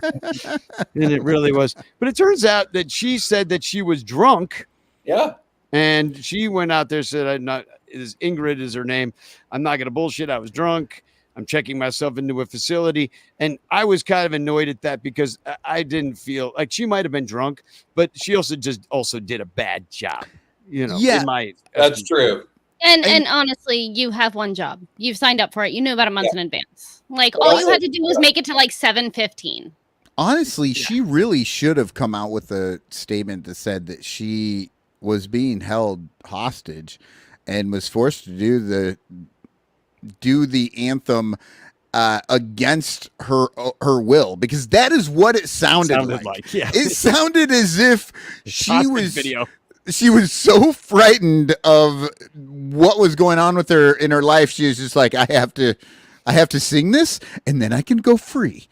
I mean, you could have been like, oh, well, you know, I'm a professional. I'm used to a better monitor. The crowd was so loud I couldn't hear myself. Like literally anything, but I was irresponsible and got shit hammered before singing in front of 10 million people. But also, like being shit hammered, and like to Danny's point, it's like when you're in a band and you're drinking, it's like all the rehearsals you're getting drunk and you're getting hammered. And like if you can't do it drunk, you can't do it at all. And it's you do it sober, you do it drunk, like you do it enough times that it's repetition and you show up and it's like it will never be that bad no matter how drunk you are. So like how? Like how? It's not an excuse. Exactly. I don't know. But that's now my excuse for anything. Anytime I make a mistake from now on, I'll just be like, I'm sorry, I was drunk. I'm getting I hope it's fun. Yeah. Oh wait. IFG, didn't you realize that was the white man's excuse for the last like 100 years? Look, I am a millennial. You're just getting onto this? Wait, what? I had to get a certificate from DARE class.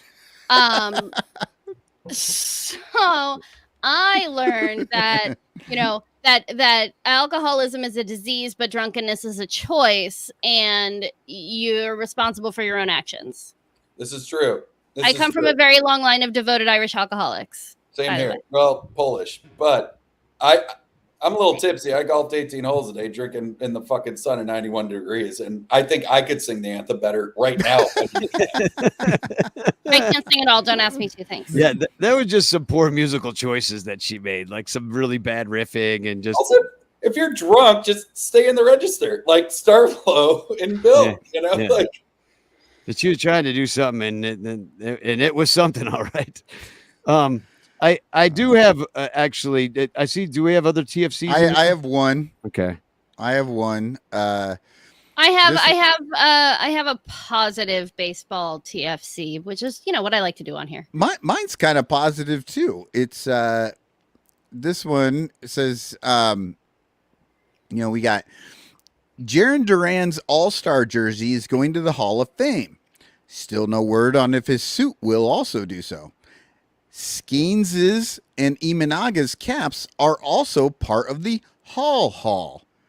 And then somebody asks, Horsepoop1123 asks, why is Imanaga's cap going to the Hall? And OK Throwaway Today says, because he's cool as hell. And AMW Chicago says, that's enough for me. And I 100% agree with AMW, whatever. He's cool as hell. Put his hat in the Hall. Yeah. I'm with it. The Hall of Cool. The Hall of.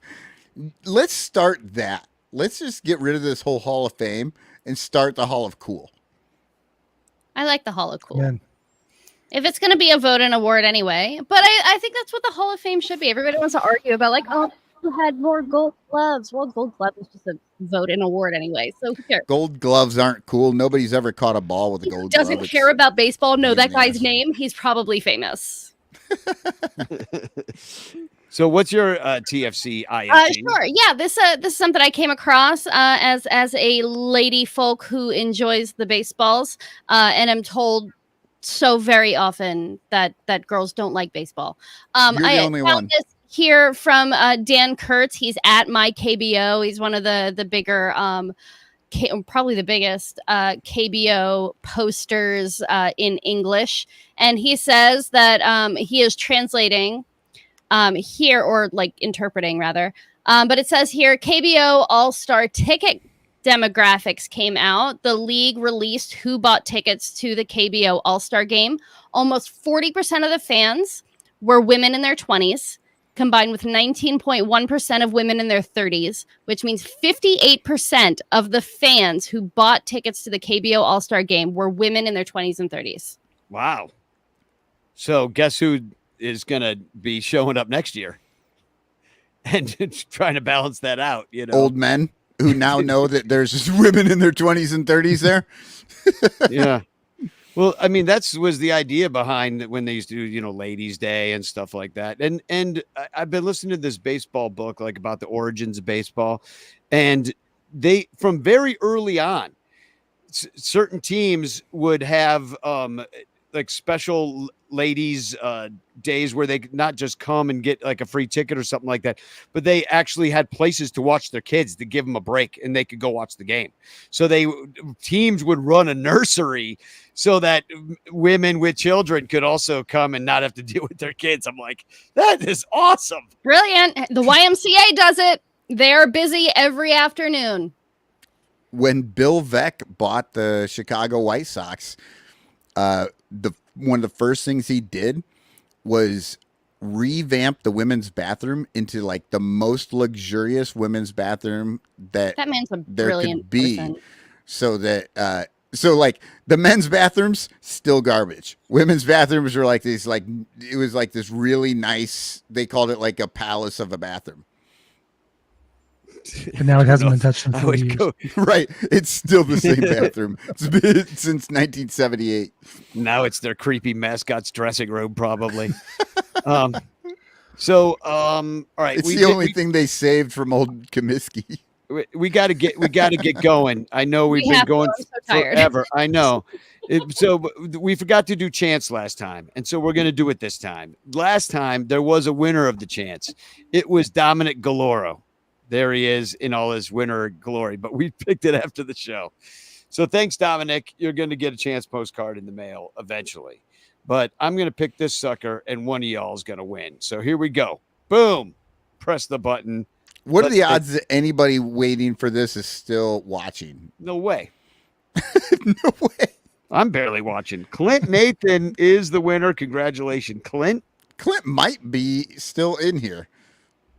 Yeah. He was very talkative earlier. Hey, Clint, congratulations on winning, even though you like cited batting average in a complaint in the comments. I saw that. Don't think I didn't see that. Hey, like Everett's our only guy. I like batting average. Yeah. He knows what show he's talking to. Clint's here. Congratulations, Clint. So there will be no post. He's here and he's drunk. Nice. But don't worry, he thinks treatment will be fun. Which means that He's sing the watching anthem. us and singing the national anthem. Yeah. Oh, say. So I do have a song, but we're gonna say Spagog, and then I'm gonna hug watch this out of here. But for everybody that came on the show, you know who you were. Thanks for sticking with us, Eric. Congratulations on winning the NL Central because it's I don't know. I don't believe in us. Just But beat the fucking Cardinals. As long as you do that, we won't completely hate you. If you win the World Series, I will become a Brewers fan. Oh. No pressure. Hey, it's hour 4. I can say what I want. Hey, So, also, I want to tell Cotton our Tyone bet is still rolling. I was just going to bring that up. It's You're rolling. looking bad on that. You're going to owe me that peppermint malort.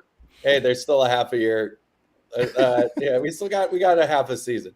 The crazy part was it looked like the day after we made that bet, he was going on the IL. I swear to friggin' God, he was. And now he's out of his mind. But yeah, thanks for having me, guys. You know what? If you haven't seen it, if there's one thing I promote. There's a Bob Uecker, 6-minute video on Twitter. He's the man. He's 90. Love to Bob Uecker. Check it out. It's fucking unbelievable. and Mike Waller, Cubs PS Plus, new one dropped. I can't wait to hear it. I've not heard it yet, but I will. And I've got a new thing tomorrow. I'm going to start doing Cubs PS Plus, the signs. It's going to be like a little quick hitter diving into a particular number or a play or something I want to get into. Tomorrow I'm talking blown saves. So. Oh, sweet. All right. A little more content for the channel. I'm excited. Yeah, I've always wanted to have, you working for free for us to get pennies. That's really was always my dream. Like I was working for free for myself. So exactly. Hey, and that's now you work for Cotton and IFG. So, and IFG, I hope you stay cool up there. And we're gonna get that money. We're all going to Japan. That's what I'm saying. I'm going gonna to Japan. start swimming now, so I don't have to pay for the plane ticket. So we'll catch you in the middle of the Pacific Ocean next week. All right. Exactly. Spagog, everybody. Bye, guys. Hug watch, watching for hugs. All your favorite players getting traded from the Cubs. Hug watch, watching for hugs. All your favorite players getting traded from the Cubs. Hug watch. Hug watch. What do you got? Don't want to give up nothing, but you want to get a lot. Division contenders want to take all of the players. Well, they're filling up the system with a bunch of teenagers. Hug, watch, watching for hugs. All your favorite players getting traded from the Cubs. Hug, watch, watching for hugs. All your favorite players getting traded from the Cubs. Watch. Watch. I was hoping that they'd offer you a new contract, but now the bullpen catcher's gonna help you back. All the fans are sorry to see you go. Sayonara, arrivederci, au revoir, adios. We're singing hug, watch, watching for hugs. All your favorite players getting traded from the Cubs. Hug, watch, watching for hugs. All your favorite players getting traded from the Cubs. Watch, watch. Let's hug.